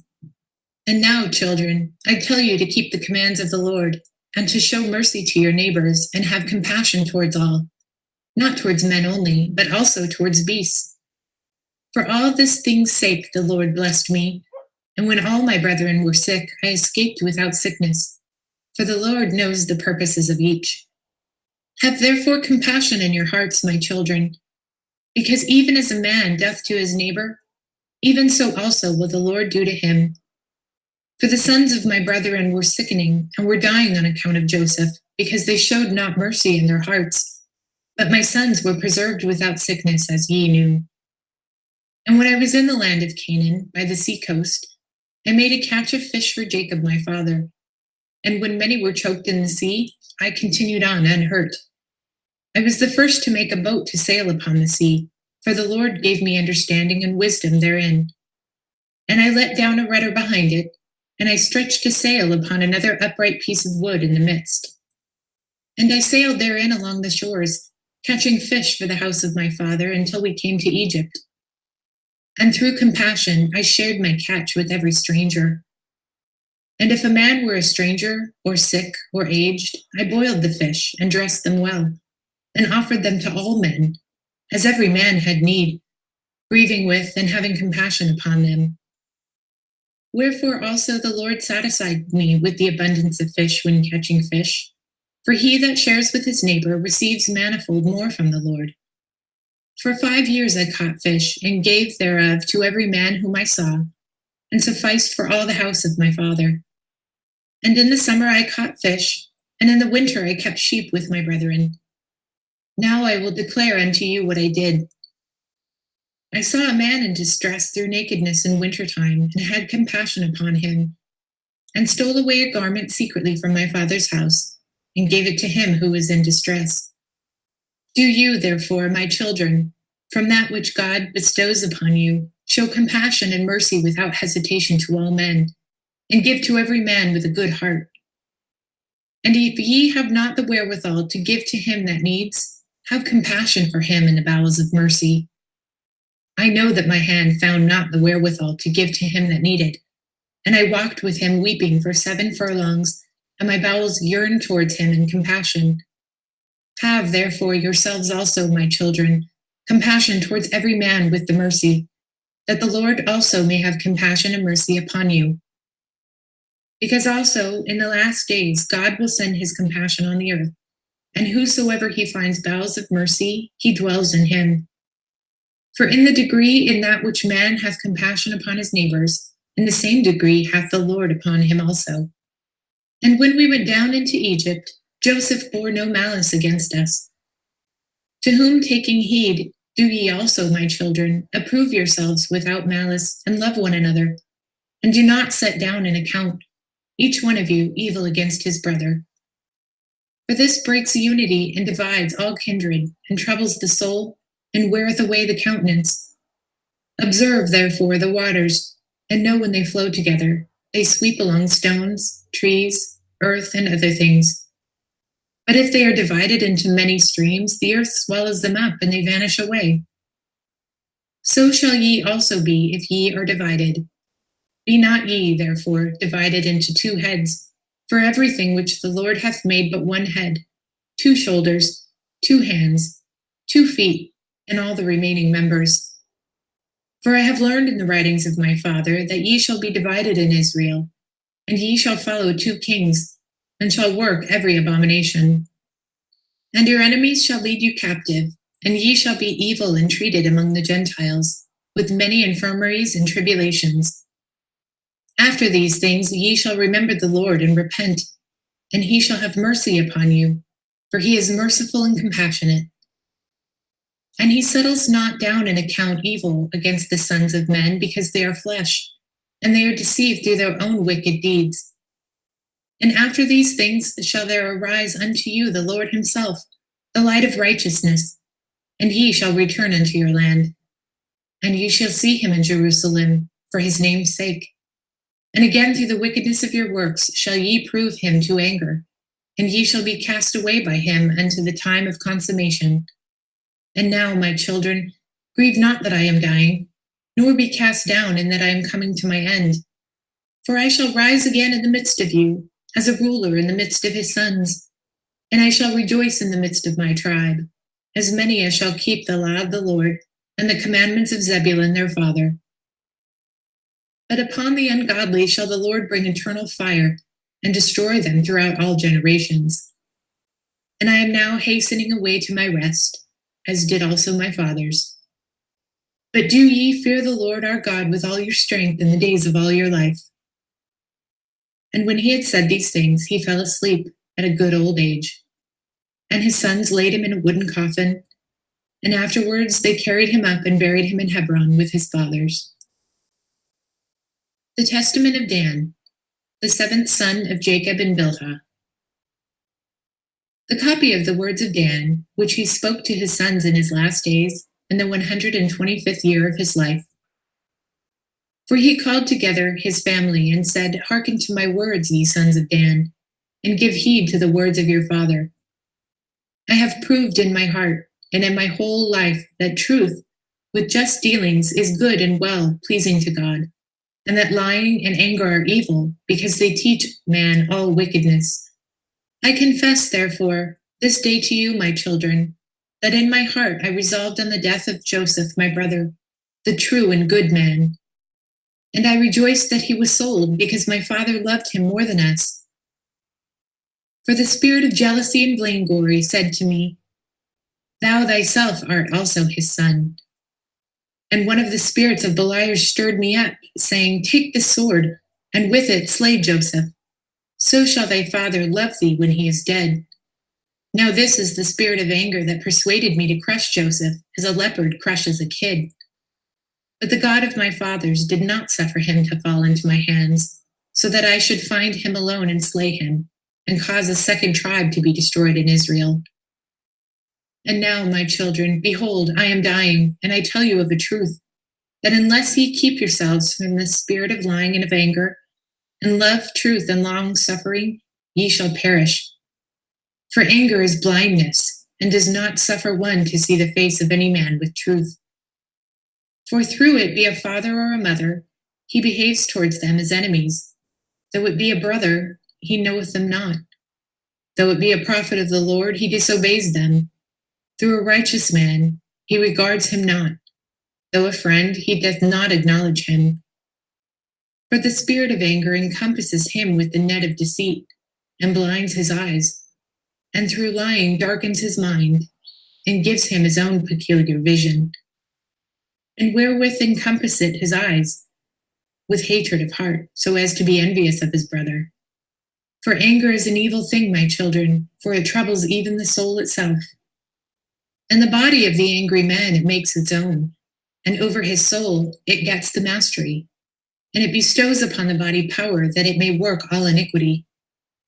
And when the body does all these things, the soul justifies what is done, since it sees not aright. Therefore he that is wrathful, if he be a mighty man, has a threefold power in his anger. one by the help of his servants, and a second by his wealth, whereby he persuades and overcomes wrongfully.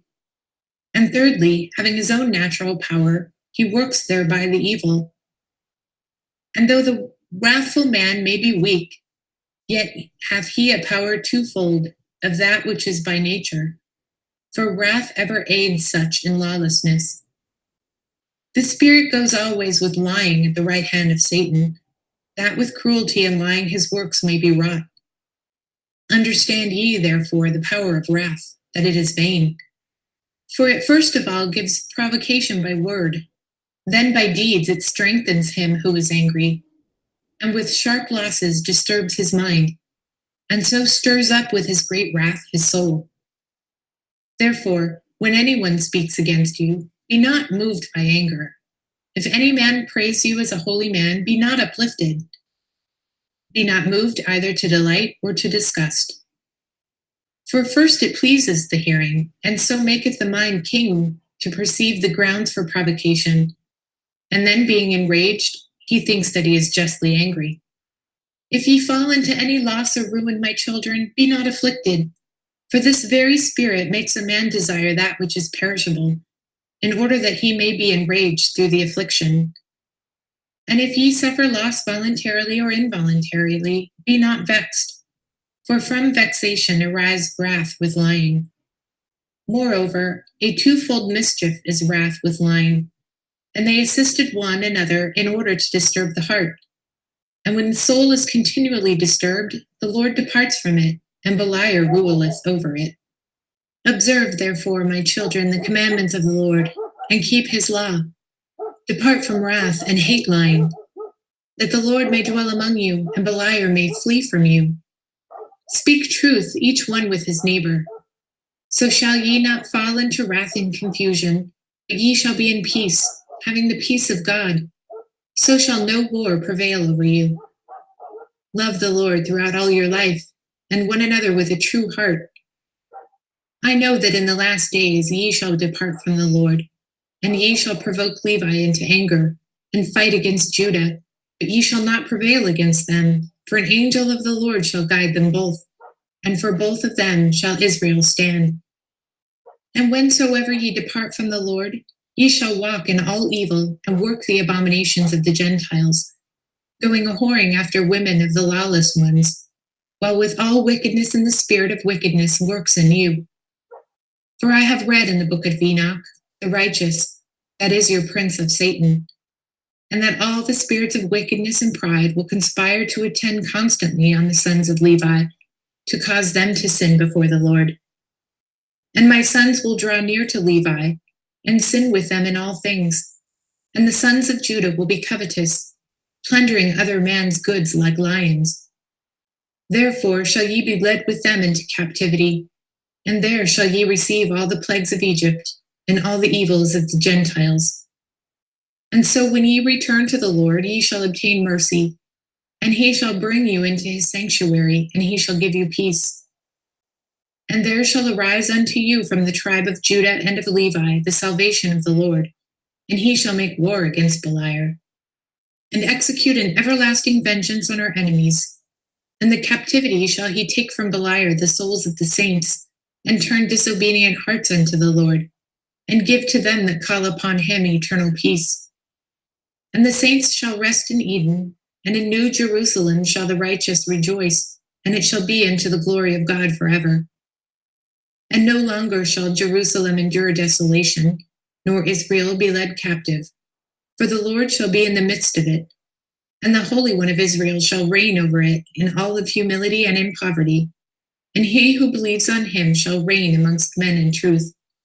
And now fear the Lord, my children, and beware of Satan and his spirits. Draw near unto God and unto the angel that intercedes for you, for he is a mediator between God and man. And for the peace of Israel he shall stand up against the kingdom of the enemy. Therefore is the enemy eager to destroy all that call upon the Lord. For he knoweth that upon the day on which Israel shall repent, the kingdom of the enemy shall be brought to an end. For the very angel of peace shall strengthen Israel, that it fall not into the extremity of evil. And it shall be in the time of the lawlessness of Israel that the Lord will not depart from them, but will transform them into a nation that does his will, for none of the angels will be equal unto him. And his name shall be in every place in Israel and among the Gentiles. Keep therefore yourselves, my children, from every evil work, and cast away wrath and all lying, and love truth and long suffering. And the things which ye have heard from your father, do ye also impart to your children, that the Savior of the Gentiles may receive you. For he is true and long suffering, meek and lowly, and teaches his works by the law of God. Depart therefore from all unrighteousness, and cleave unto the righteousness of God, and your race will be saved forever. And bury me near my fathers. And when he said these things, he kissed them, and fell asleep at a good old age. And his sons buried him, and after that they carried up his bones, and placed them near Abraham and Isaac and Jacob.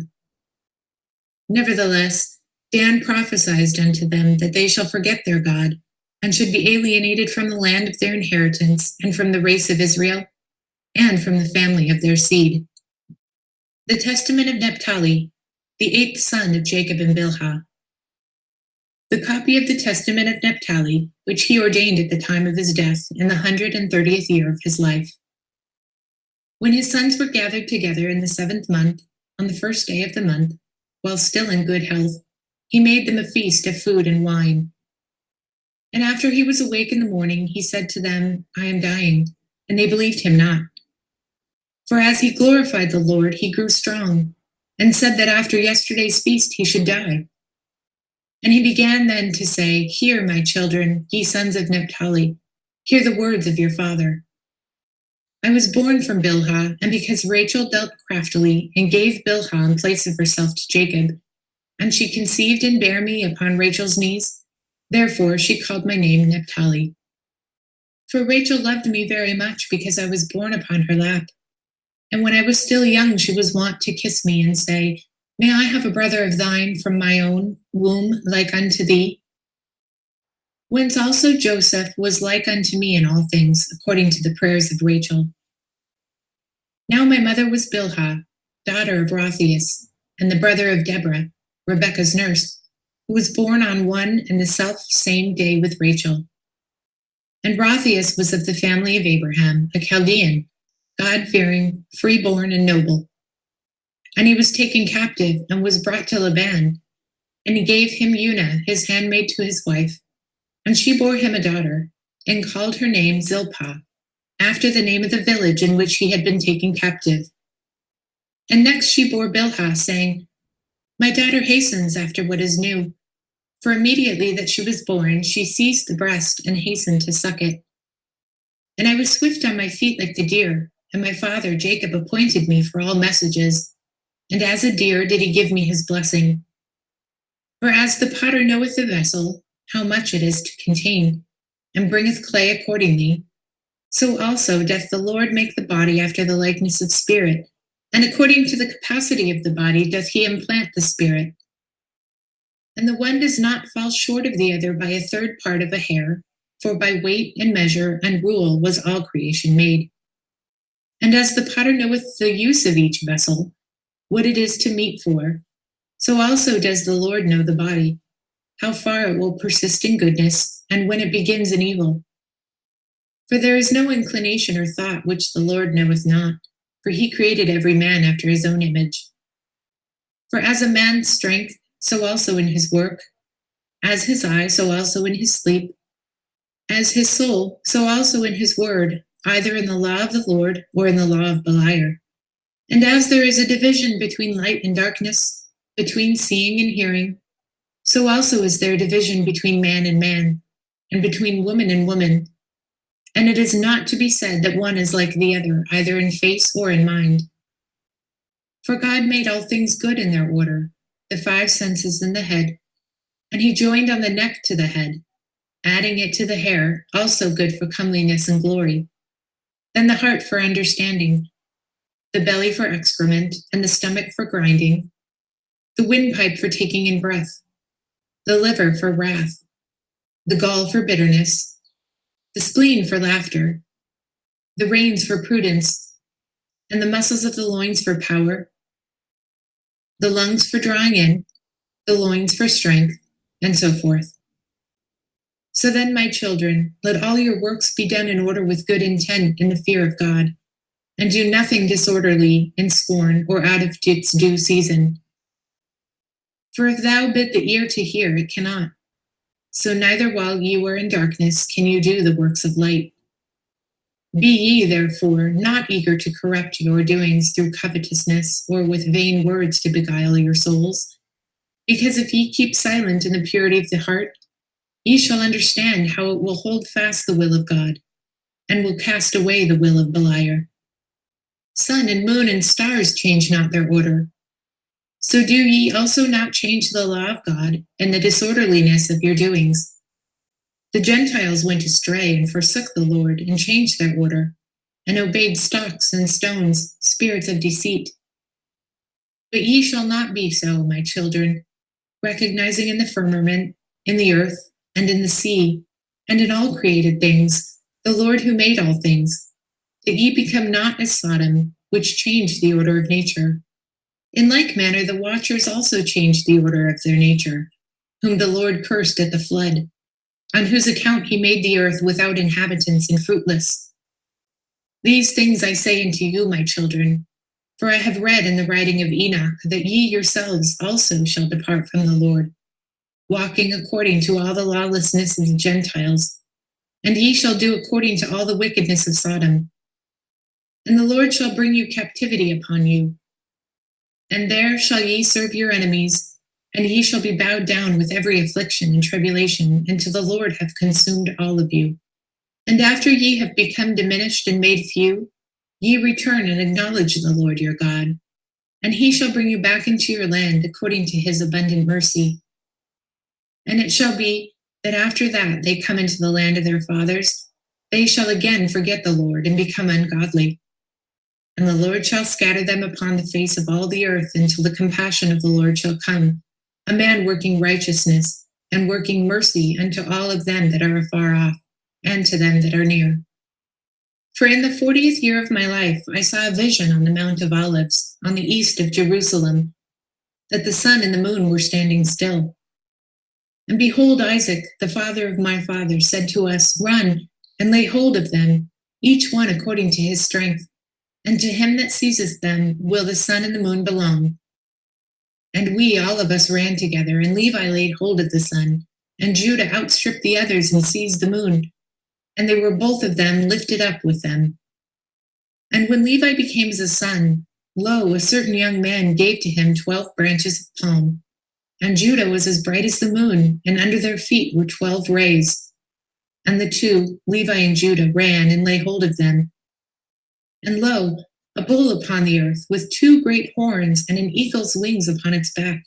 And we wished to seize him, but could not. But Joseph came and seized him, and ascended up him on high. And I saw, for I was there, and behold, a holy writing appeared to us, saying, Assyrians, Medes, Persians, Chaldeans, Syrians shall possess in captivity the 12 tribes of Israel. And again, after 7 days, I saw our father Jacob standing by the sea of Jamina, and we were with him. And behold, there came a ship sailing by, without sailors or pilot, and there was written upon the ship of Jacob. And our father said to us, Come, let us embark on our ship. And when he had gone on board, there arose a vehement storm, and a mighty tempest of wind. And our father, who was holding the helm, departed from us. And we, being tossed with the tempest, were borne along over the sea. And the ship was filled with water and was pounded by mighty waves until it was broken up. And Joseph fled away upon a little boat, and we were all divided upon 9 planks, and Levi and Judah were together. And we were all scattered unto the ends of the earth. Then Levi, girt about with sackcloth, prayed for us all unto the Lord. And when the storm ceased, the ship reached the land as if it were in peace. And lo, our father came, and we all rejoiced with one accord. These 2 dreams I told my father, and he said to me, These things must be fulfilled in their season. After that, Israel hath endured many things. Then my father said unto me, I believe God that Joseph lived, for I see always that the Lord numbered him with you. And he said, weeping, Ah, me, my son Joseph, thou living, though I behold thee not, and thou seest not Jacob that begat thee. He caused me also, therefore, to weep by these words. And I burned in my heart to declare that Joseph had been sold, but I feared my brethren. And lo, my children, I have shown unto you the last times how everything shall come to pass in Israel. Do ye also, therefore, charge your children that they be united to Levi and to Judah. For through them shall salvation arise unto Israel, and in them shall Jacob be blessed. For through their tribe shall God appear dwelling among men and earth, to save the race of Israel, and to gather together the righteous from amongst the Gentiles. If ye work that which is good, my children, both men and angels shall bless you. And shall God be glorified among the Gentiles through you, and the devil shall flee from you, and the wild beast shall fear you, and the Lord shall love you, and the angels shall cleave you. As a man who has trained a child well is kept in kindly remembrance, so also for a good work there is a good remembrance before God. But him that doth not that which is good, both angels and men shall curse, and God shall be dishonored among the Gentiles through him, and the devil shall make him as his own peculiar instrument, and every wild beast shall master him, and the Lord shall hate him. For the commandments of the law are twofold, and through prudence must they be fulfilled. For there is a season for a man to embrace his wife, and a season to abstain therefrom for his prayer.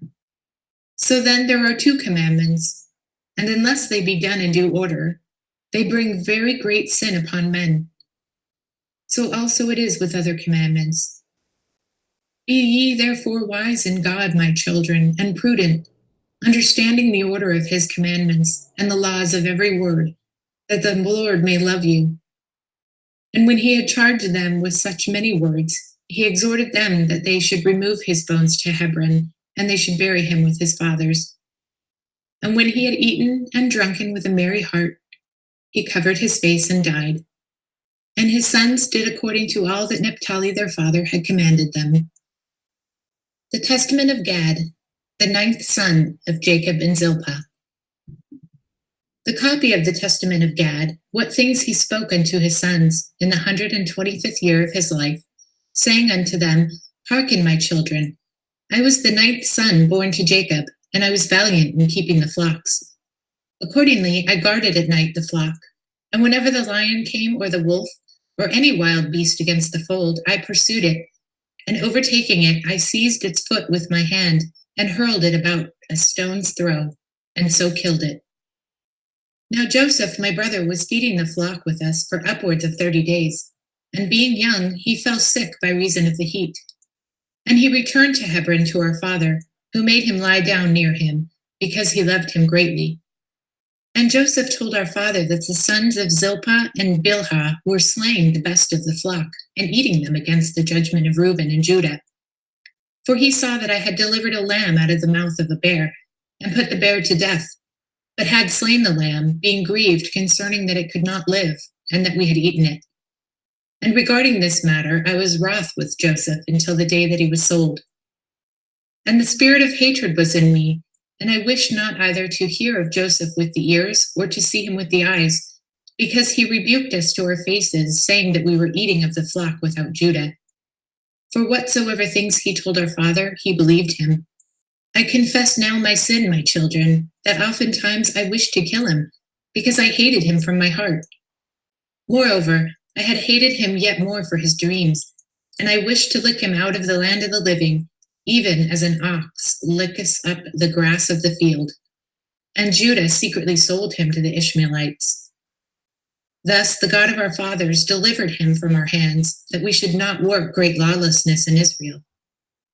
And now, my children, hearken to the words of truth, to work righteousness, and all the law of the Most High.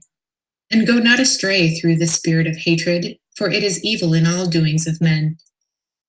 Whatsoever a man doeth, the hater abominates him. And though a man works the law of the Lord, he praises him not. Though a man fears the Lord and takes pleasure in that which is righteous, he loves him not. He dispraises the truth. He envies him that prospers. He welcomes evil speaking. He loves arrogance, for hatred blinds his soul. And I also then looked on Joseph. Beware, therefore, my children, of hatred, for it works lawlessness even against the Lord himself. For it will not hear the words of his commandments concerning the loving of one's neighbor, and it sins against God. For if a brother stumbles, it delights immediately to proclaim it to all men, and is urgent that he should be judged for it, be punished, and be put to death. And if it be a servant, it stirs him up against his master, and with every affliction it devises against him, if possibly he could be put to death. For hatred works with envy, also against them that prosper. For so long as it hears of or sees their success, it always languishes. For as love would quicken even the dead, and would call them back that are condemned to die, so hatred would slay the living, and those that had sinned venably it would not suffer to live. For the spirit of hatred works together with Satan, through hastiness of spirit, in all things to men's death. But the spirit of love works together with the law of God in long suffering unto salvation of men. Hatred, therefore, is evil, for it constantly mates with lying, speaking against the truth. And it makes small things to be great, and it causes the light to be darkness, and calls the sweet bitter, and teaches slander, and kindles wrath, and stirs up war and violence and all covetousness. It fills the heart with evils and devilish poison. These things, therefore, I say to you from experience, my children, that ye may drive forth hatred, which is out of the devil, and cleave to the love of God. Righteousness casts out hatred, humility destroys envy. For he that is just and humble is ashamed to do what is unjust, being reproved not of another, but because of his own heart, because the Lord looks on his inclination. He speaks not against a holy man, because the fear of God overcomes hatred. For fearing lest he should offend the Lord, he would not do wrong to any man, even in thought. These things I learned at last, after I had repented concerning Joseph. For true repentance after a godly sort destroys ignorance, and drives away the darkness, and enlightens the eyes, and gives knowledge to the soul, and leads the mind to salvation. And those things which it had not learned from man, it knows through repentance. For God brought upon me a disease of the liver, and had not the prayers of Jacob my father scoured me, it had hardly failed, but my spirit had departed. For by what things a man transgresses, by the same also is he punished. Since, therefore, my liver was set mercilessly against Joseph, in my liver too I suffered mercilessly, and was judged for 11 months, for so long a time as I had been angry against Joseph. And now, my children, I exhort you, love ye each one his brother, and put away hatred from your hearts. Love one another in deed, and in word, and in inclination of the soul. For in the presence of my father I spake peacefully to Joseph, and when I had gone out, the spirit of hatred darkened my mind, and stirred up my soul to slay him. Love ye one another from the heart, and if a man sins against thee, speak peacefully to him, and in thy soul not hold guile. And if he repent and confess, forgive him. But if he deny it, do not get into a passion with him, lest catching the poison from thee he take to swearing, and so thou sin doubly.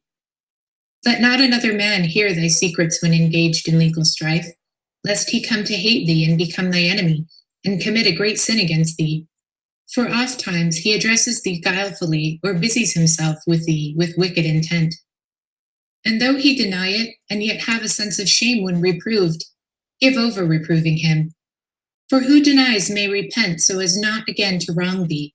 Yea, he may also honor thee, and fear, and be at peace with thee. And if he be shameless and persistent in his wrongdoing, even so forgive him from the heart, and leave to God the avenging. If a man prospers more than you, do not be vexed, but pray also for him, that he may have perfect prosperity, for it is so expedient for you. And if he be further exalted, be not envious of him, remembering that all flesh shall die.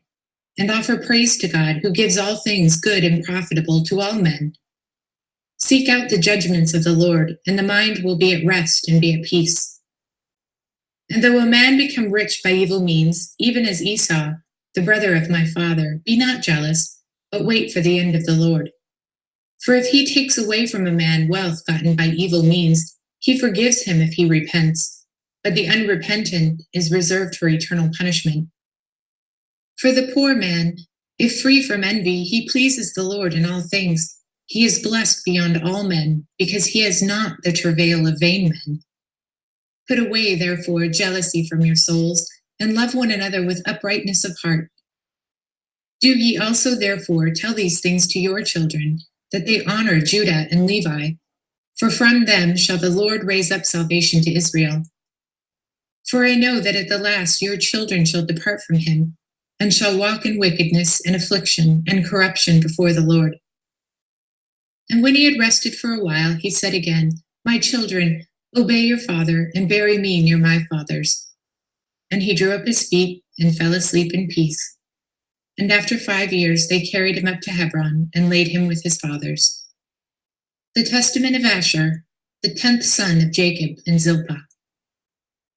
The copy of the testament to Asher, what things he spake to his sons in the 125th year of his life.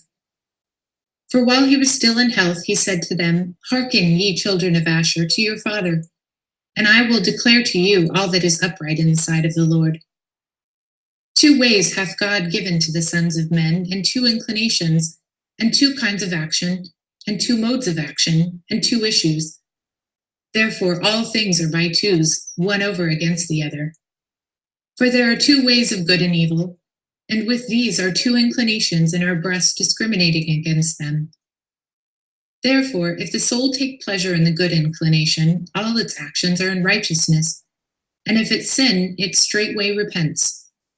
For having its thoughts set upon righteousness and casting away wickedness, it straightway overthrows the evil and uproots the sin. But if it incline to the evil inclination, all its actions are in wickedness, and it drives away the good and cleaves to the evil, and it is rulered by Beliar. Even though its work what is good, he perverts it to evil. For whenever it's beginning to do good, he henceforth the issue of the action into evil for him, seeing that the treasure of the inclination is filled with an evil spirit.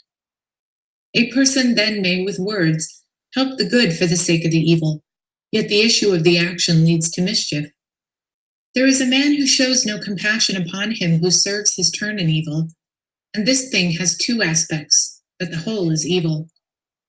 And there is a man that loves him that worketh evil, because he would prefer even to die in evil for his sake. And concerning this it is clear that it has 2 aspects, but the whole is an evil work. Though indeed he have love, he is yet wicked who conceals what is evil for the sake of the good name, but at the end of the action tends unto evil. Another stealthily, doth unjustly, plundered, defrauded, and withal pities the poor. This too has a 2-fold aspect, but the whole is evil. He who defrauds his neighbor provokes God, and swears falsely against the Most High, and yet pities the poor. The Lord who commanded the law, he set at naught, and provokes, and yet he refreshed the poor. He defiles the soul, and makes gay the body. He kills many, and pities a few. This, too, has a 2-fold aspect, but the whole is evil. Another commits adultery and fornication, and abstains from meat. And when he fasts, he does evil, and by the power of his wealth overwhelms many, and notwithstanding his excessive wickedness, he does the commandments.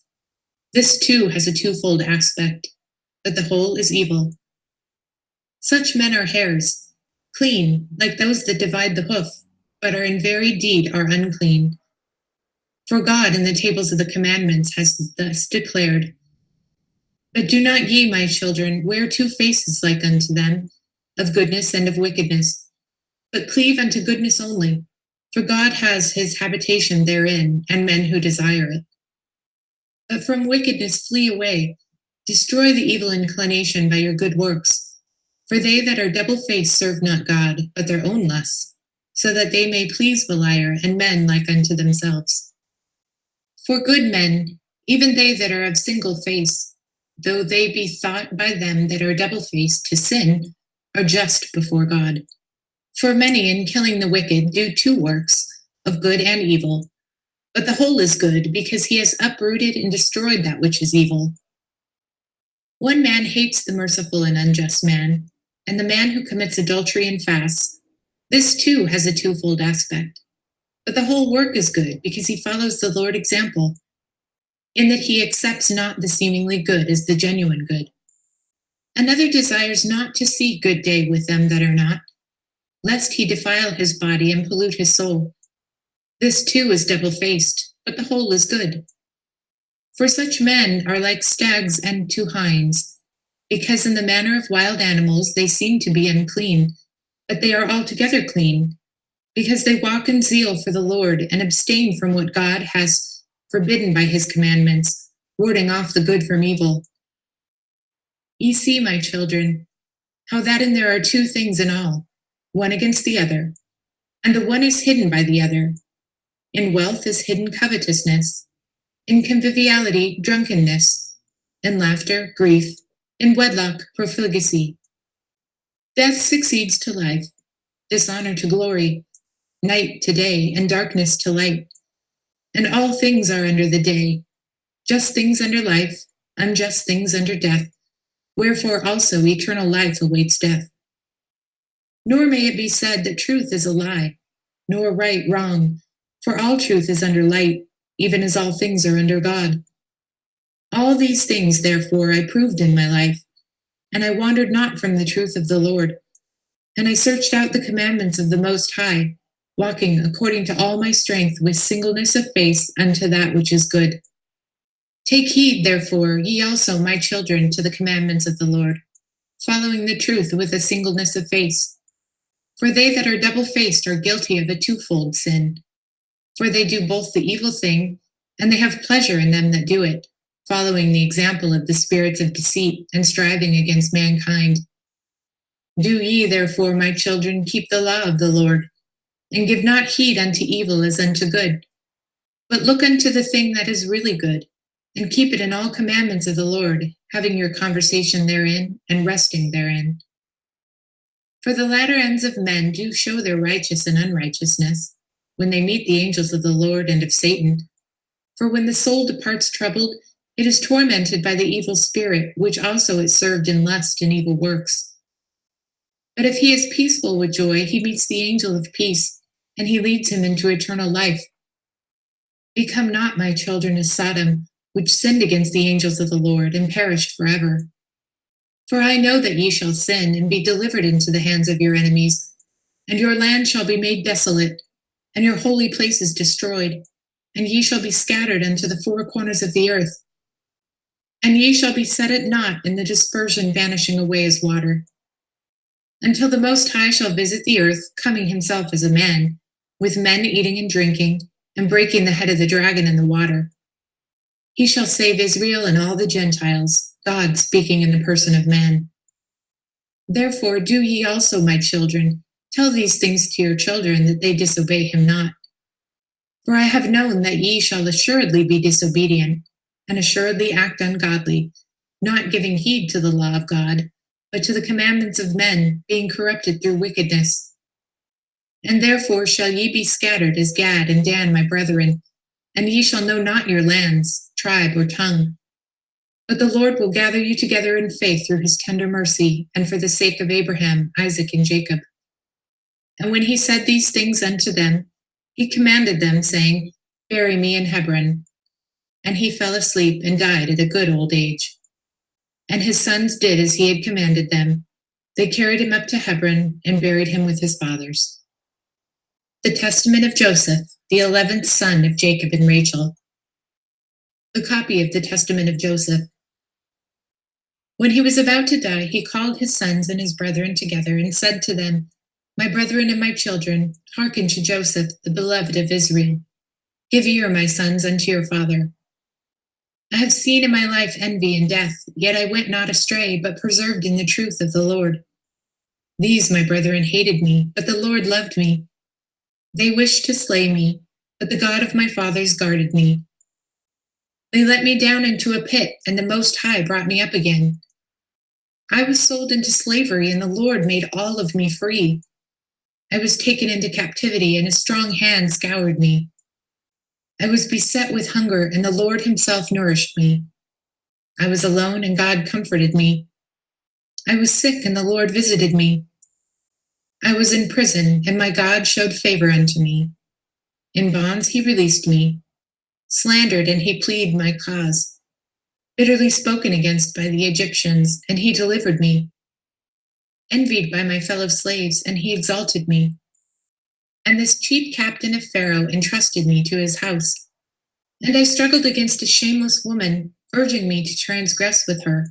But the God of Israel, my father, delivered me from the burning flame. I was cast into prison, I was beaten, I was mocked. But the Lord granted me to find mercy in the sight of the keeper of the prison. For the Lord doth not forsake him that fear him, neither in darkness, nor in bonds, nor in tribulations, nor in necessities.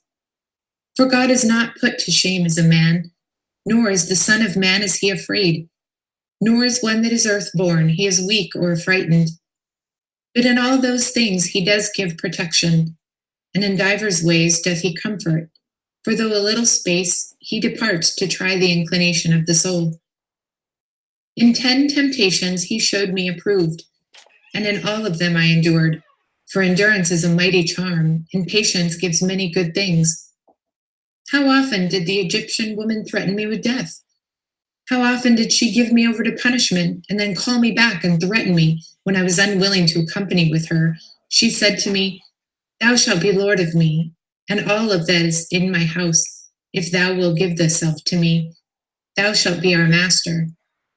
But I remembered the words of my father, and going into my chamber, I wept and prayed unto the Lord. And I fasted in those 7 years, and I appeared to the Egyptians as living one delicately, for they that fast for God's sake receive beauty of face. And if my Lord were away from home, I drank no wine, nor for 3 days did I take my food, but I gave it to the poor and the sick. And I sought the Lord early, and I wept for the Egyptian woman of Memphis, for very unceasingly did she trouble me, for also at night she came to me under pretense of visiting me. And because she had no male child, she pretended to regard me as a son. And for a time she embraced me as a son, and I knew it not. But later she sought to draw me into fornication. And when I perceived it, I sorrowed unto death.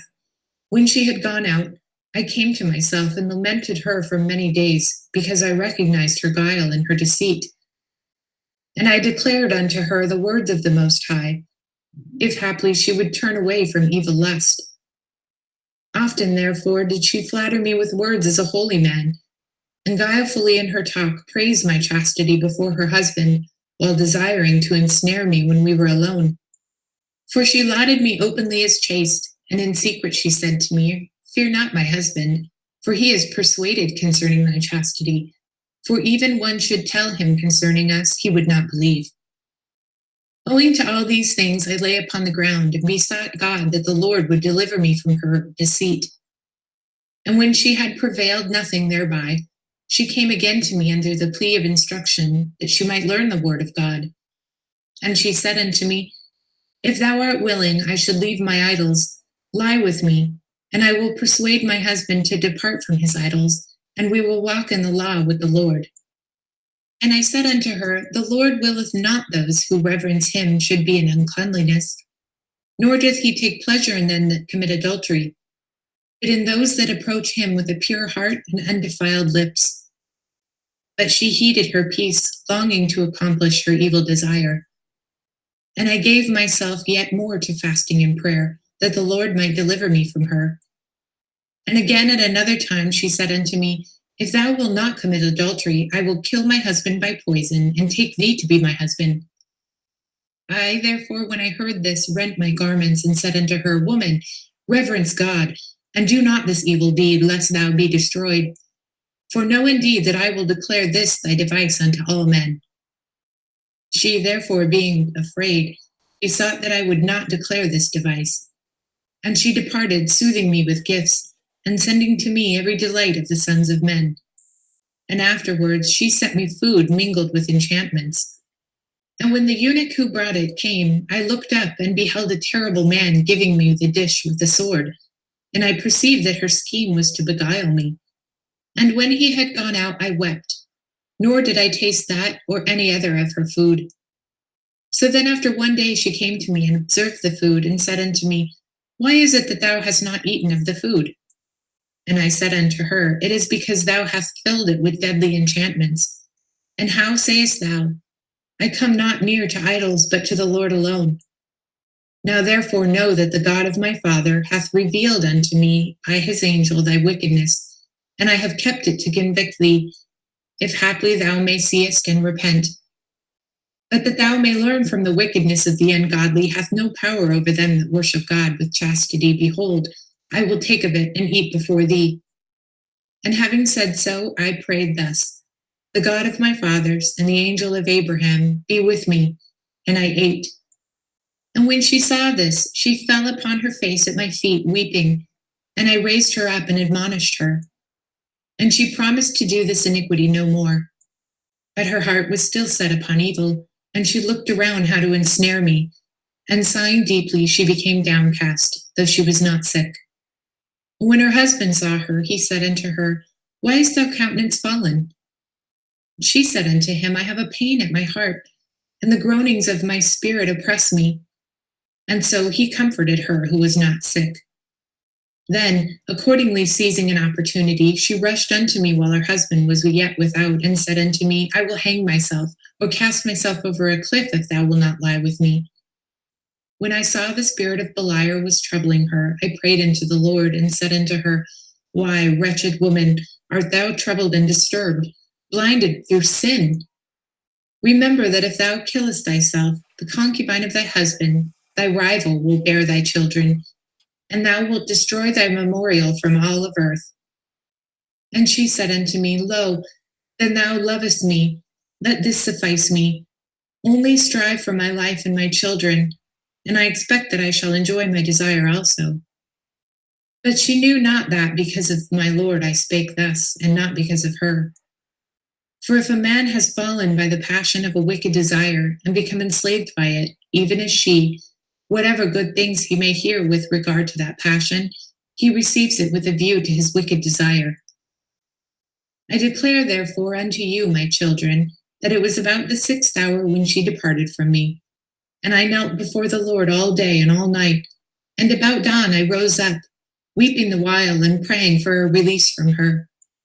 At last then she laid hold of my garments, forcibly dragging me to have connection with her.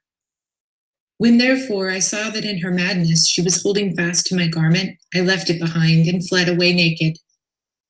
And holding fast to the garment, she falsely accused me. And when her husband came, he cast me into the prison in his house. And on the morrow he scourged me and sent me into Pharaoh's prison.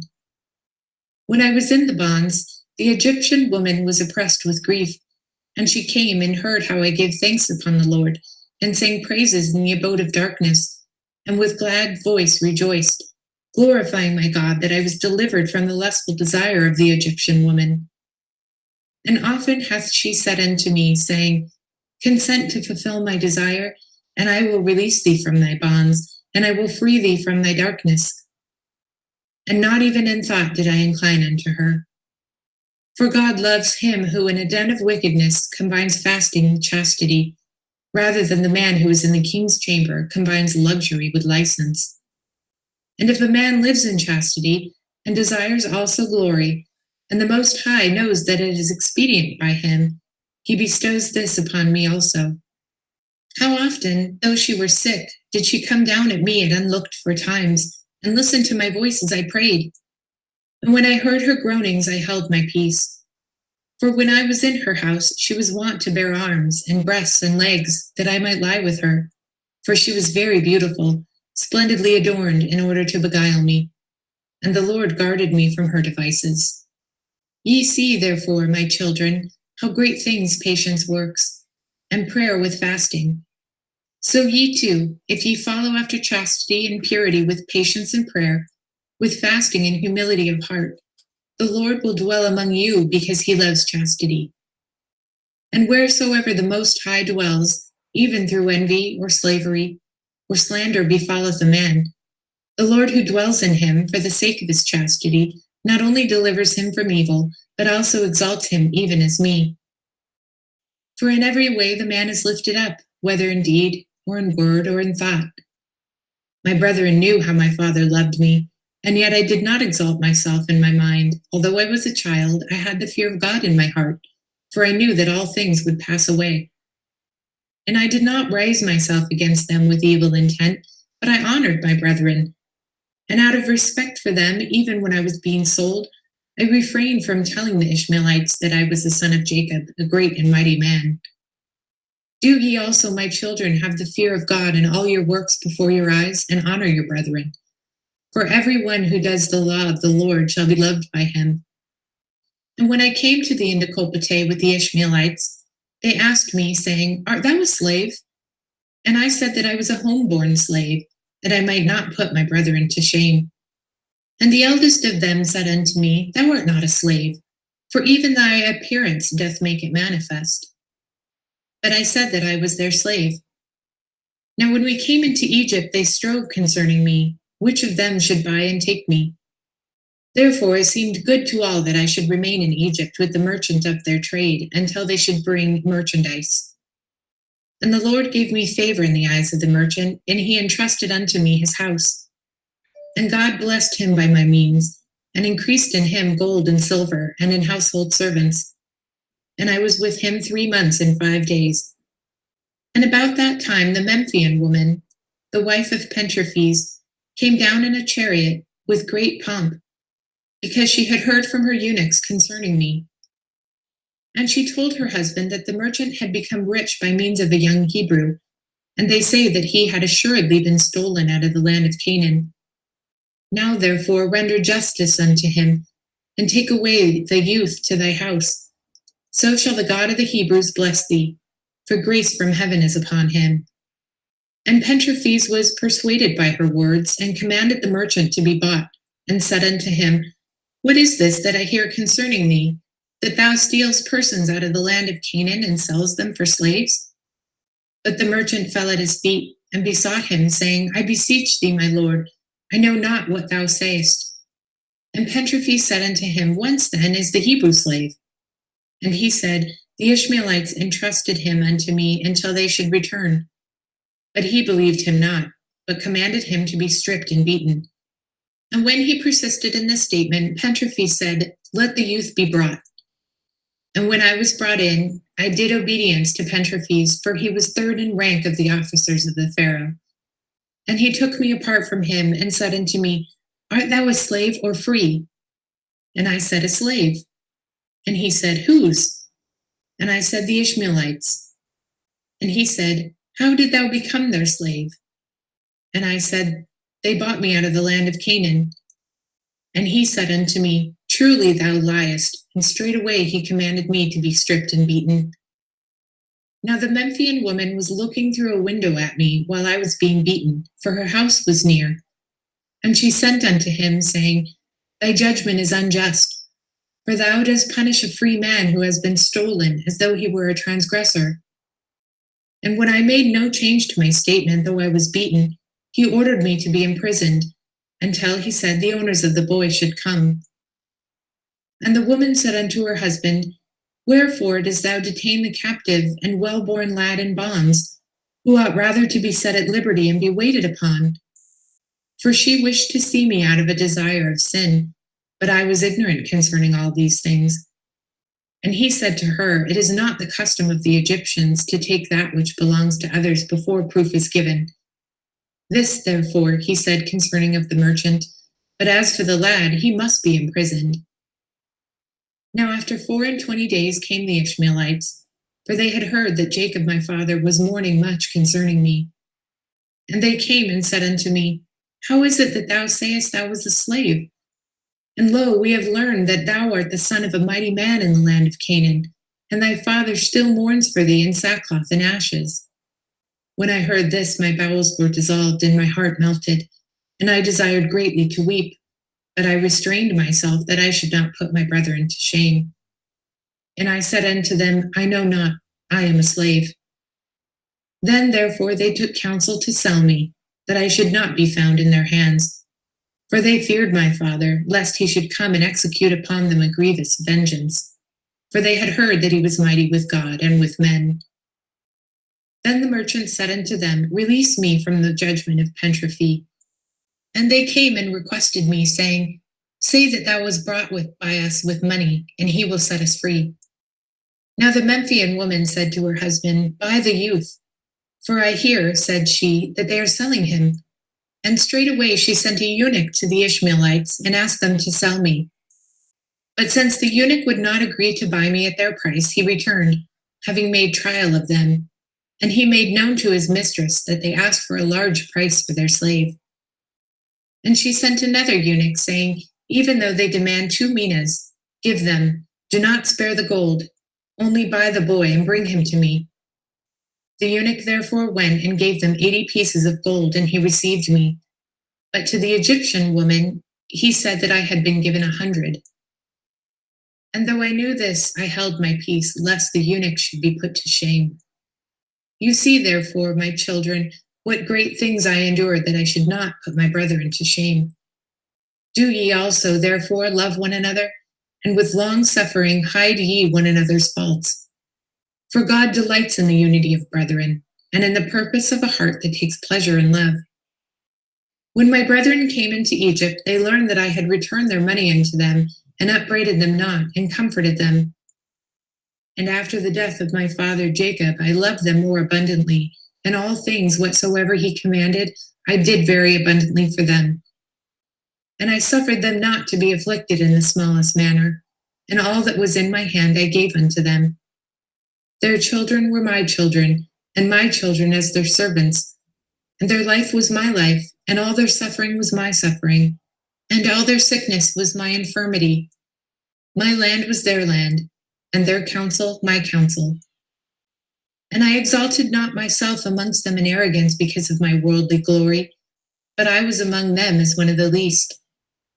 If ye also therefore walk in the commandments of the Lord, my children, he will exalt you there, and will bless you with good things forever and ever.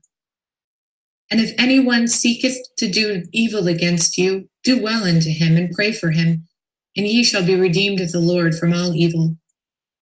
For behold, you see that out of my humility and long suffering I took unto the wife of the daughter of the priest of Heliopolis. And 100 talents of gold were given me with her, and the Lord made them to serve me.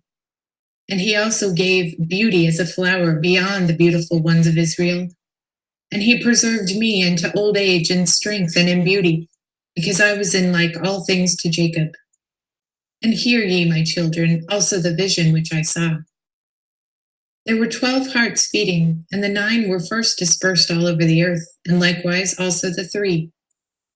And I saw that from Judah was born a virgin wearing a linen garment, and from her was born a lamb without spot, and on his left hand there was as if it were a lion, and all the beasts rushed against him, and the lamb overcame them, and destroyed them, and trod them under foot. And because of him the angels and the men rejoiced, and all the land. And these things shall come to pass in their season, in the last days. Do ye therefore, my children, observe the commandments of the Lord, and honor Levi and Judah. For from them shall arise unto you the Lamb of God, who takes away the sin of the world, one who saves all the Gentiles in Israel. For his kingdom is an everlasting kingdom, which shall not pass away. But my kingdom among you shall come to an end as a watcher's hammock, which after the summer disappears. For I know that after my death the Egyptians will afflict you, but God will avenge you, and will bring you into that which he promised to your fathers. But ye shall carry up my bones with you, for when my bones are being taken up thither, and the Lord shall be with you in light, and Beliar shall be in darkness with the Egyptians. And carry ye up Asnath your mother to the hippodrome, and near Rachel your mother bury her. And when he had said these things, he stretched out his feet and died at a good old age. And all Israel mourned for him, and all of Egypt with a great mourning.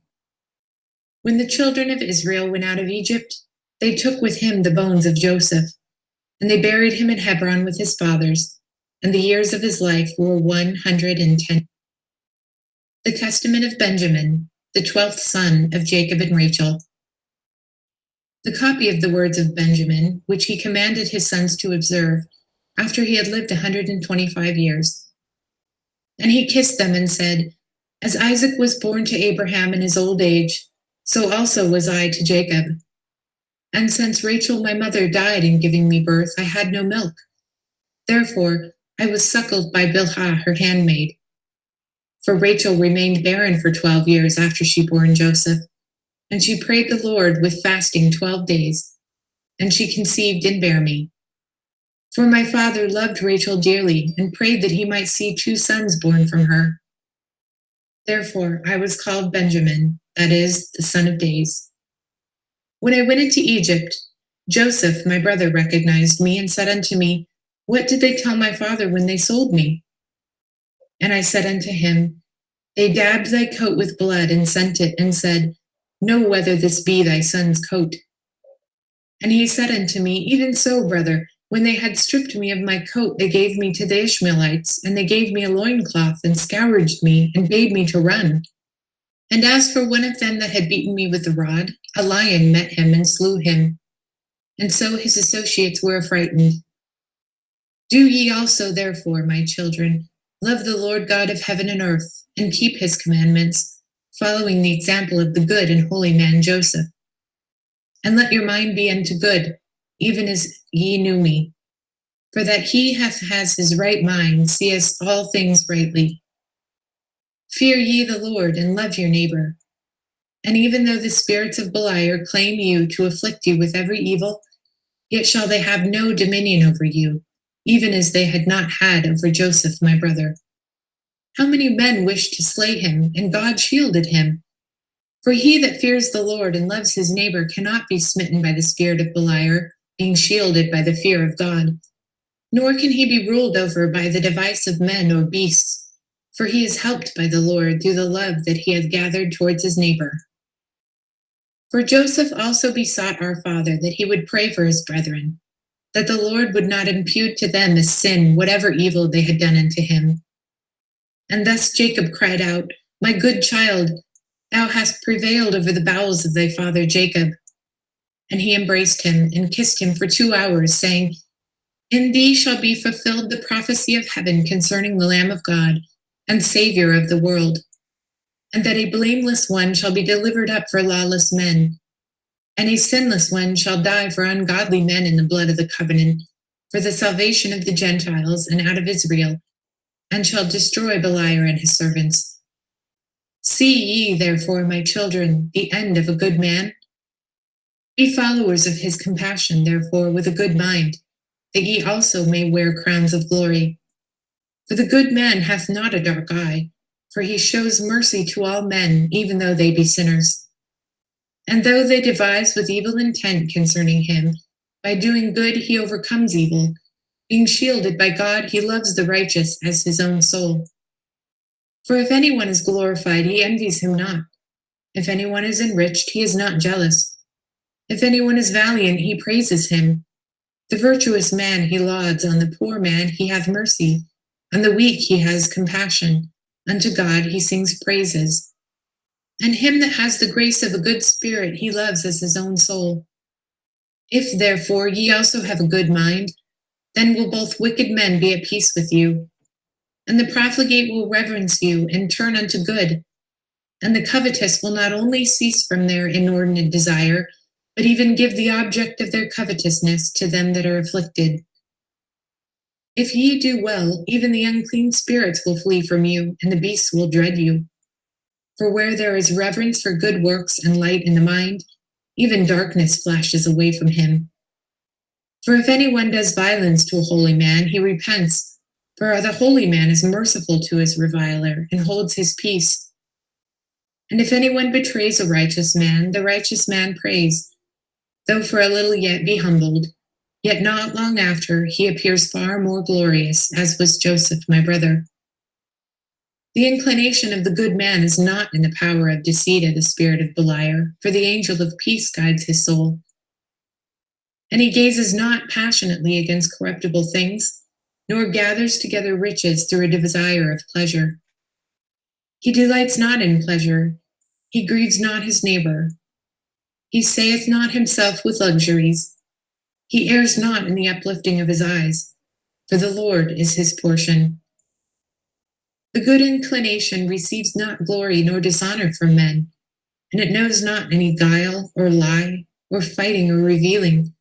For the Lord dwells in him and lights up his soul, and he rejoices towards all men always. The good mind hath not two tongues, of blessing and of cursing, of continually and of honor, of sorrow and of joy, of quietude and of confusion, of hypocrisy and of truth, of poverty and of wealth.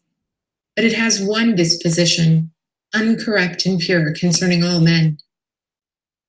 It has no double sight nor double hearing, for in everything which he does, or speaks, or says, he knows that the Lord looks on his soul.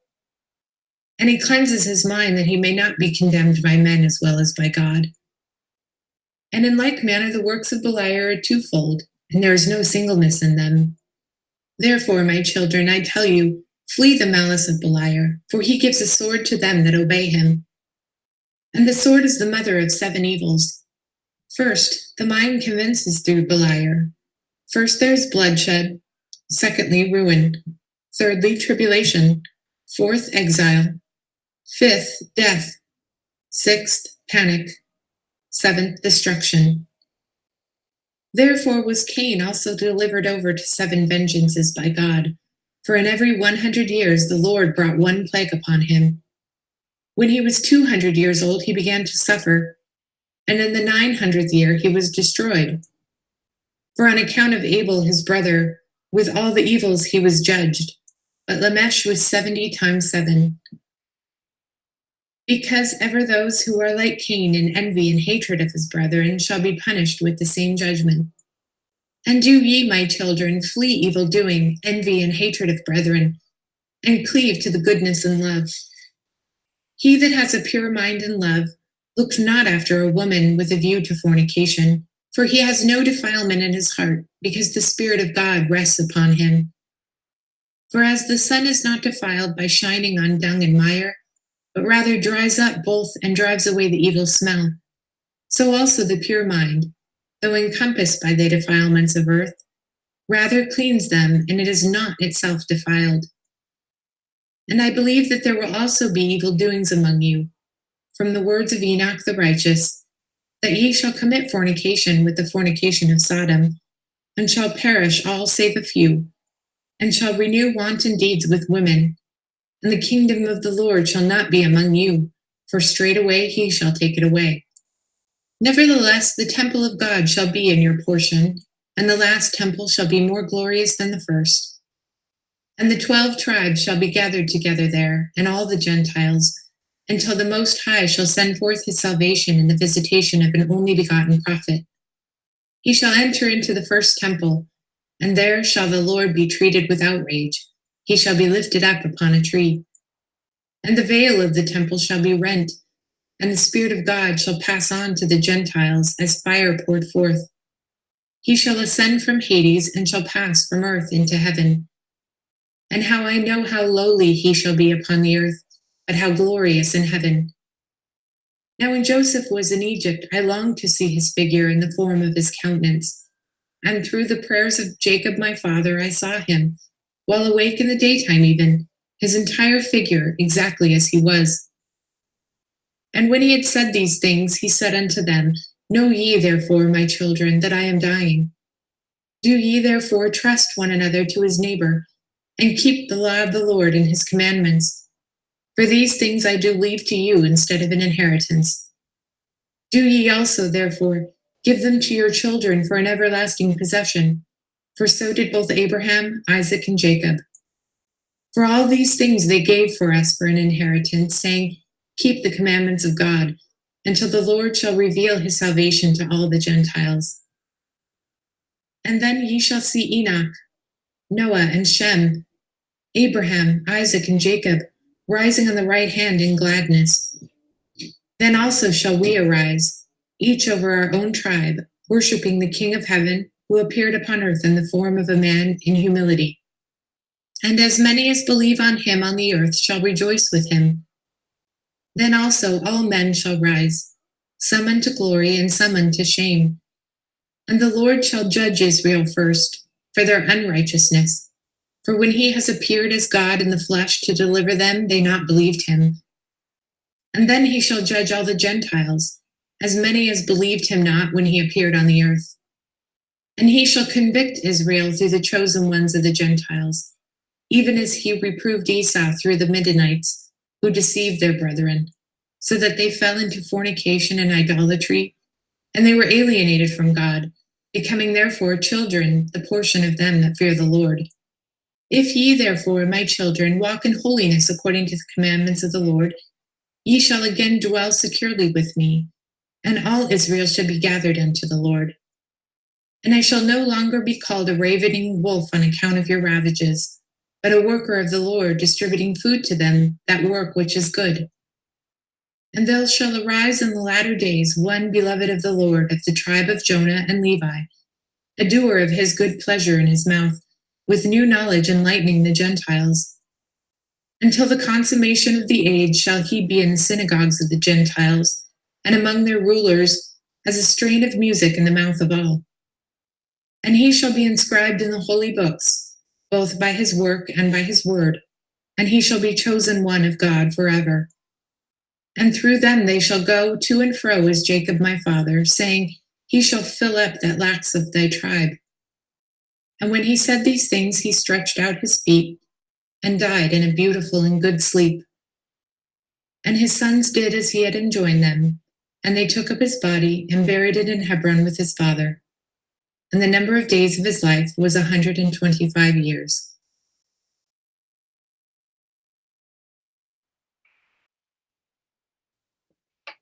Trimorphic protenoia, translated by John D. Turner.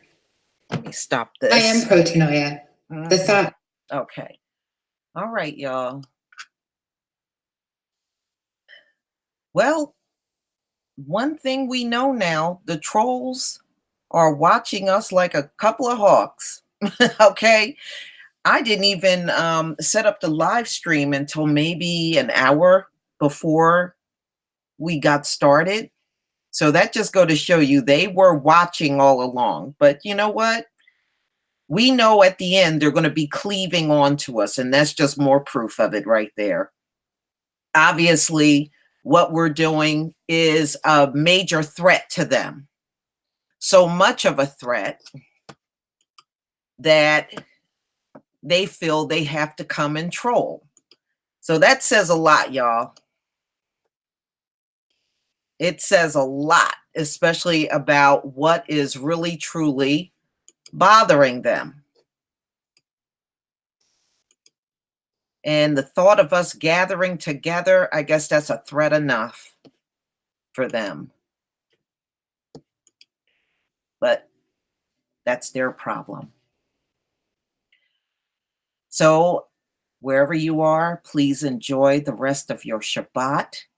And, you know, I had to put it on unlisted to get rid of them. And, you know, unfortunately, that means some of our regular people didn't make it in. And so maybe next week I won't have to do this, and everybody that's normally here will be here. But please enjoy the rest of your Shabbat, and we'll come back together next week. That's not going to deter me from doing this, okay? So I hope that's not what they believe. If they do, they've wasted their time. Peace, family.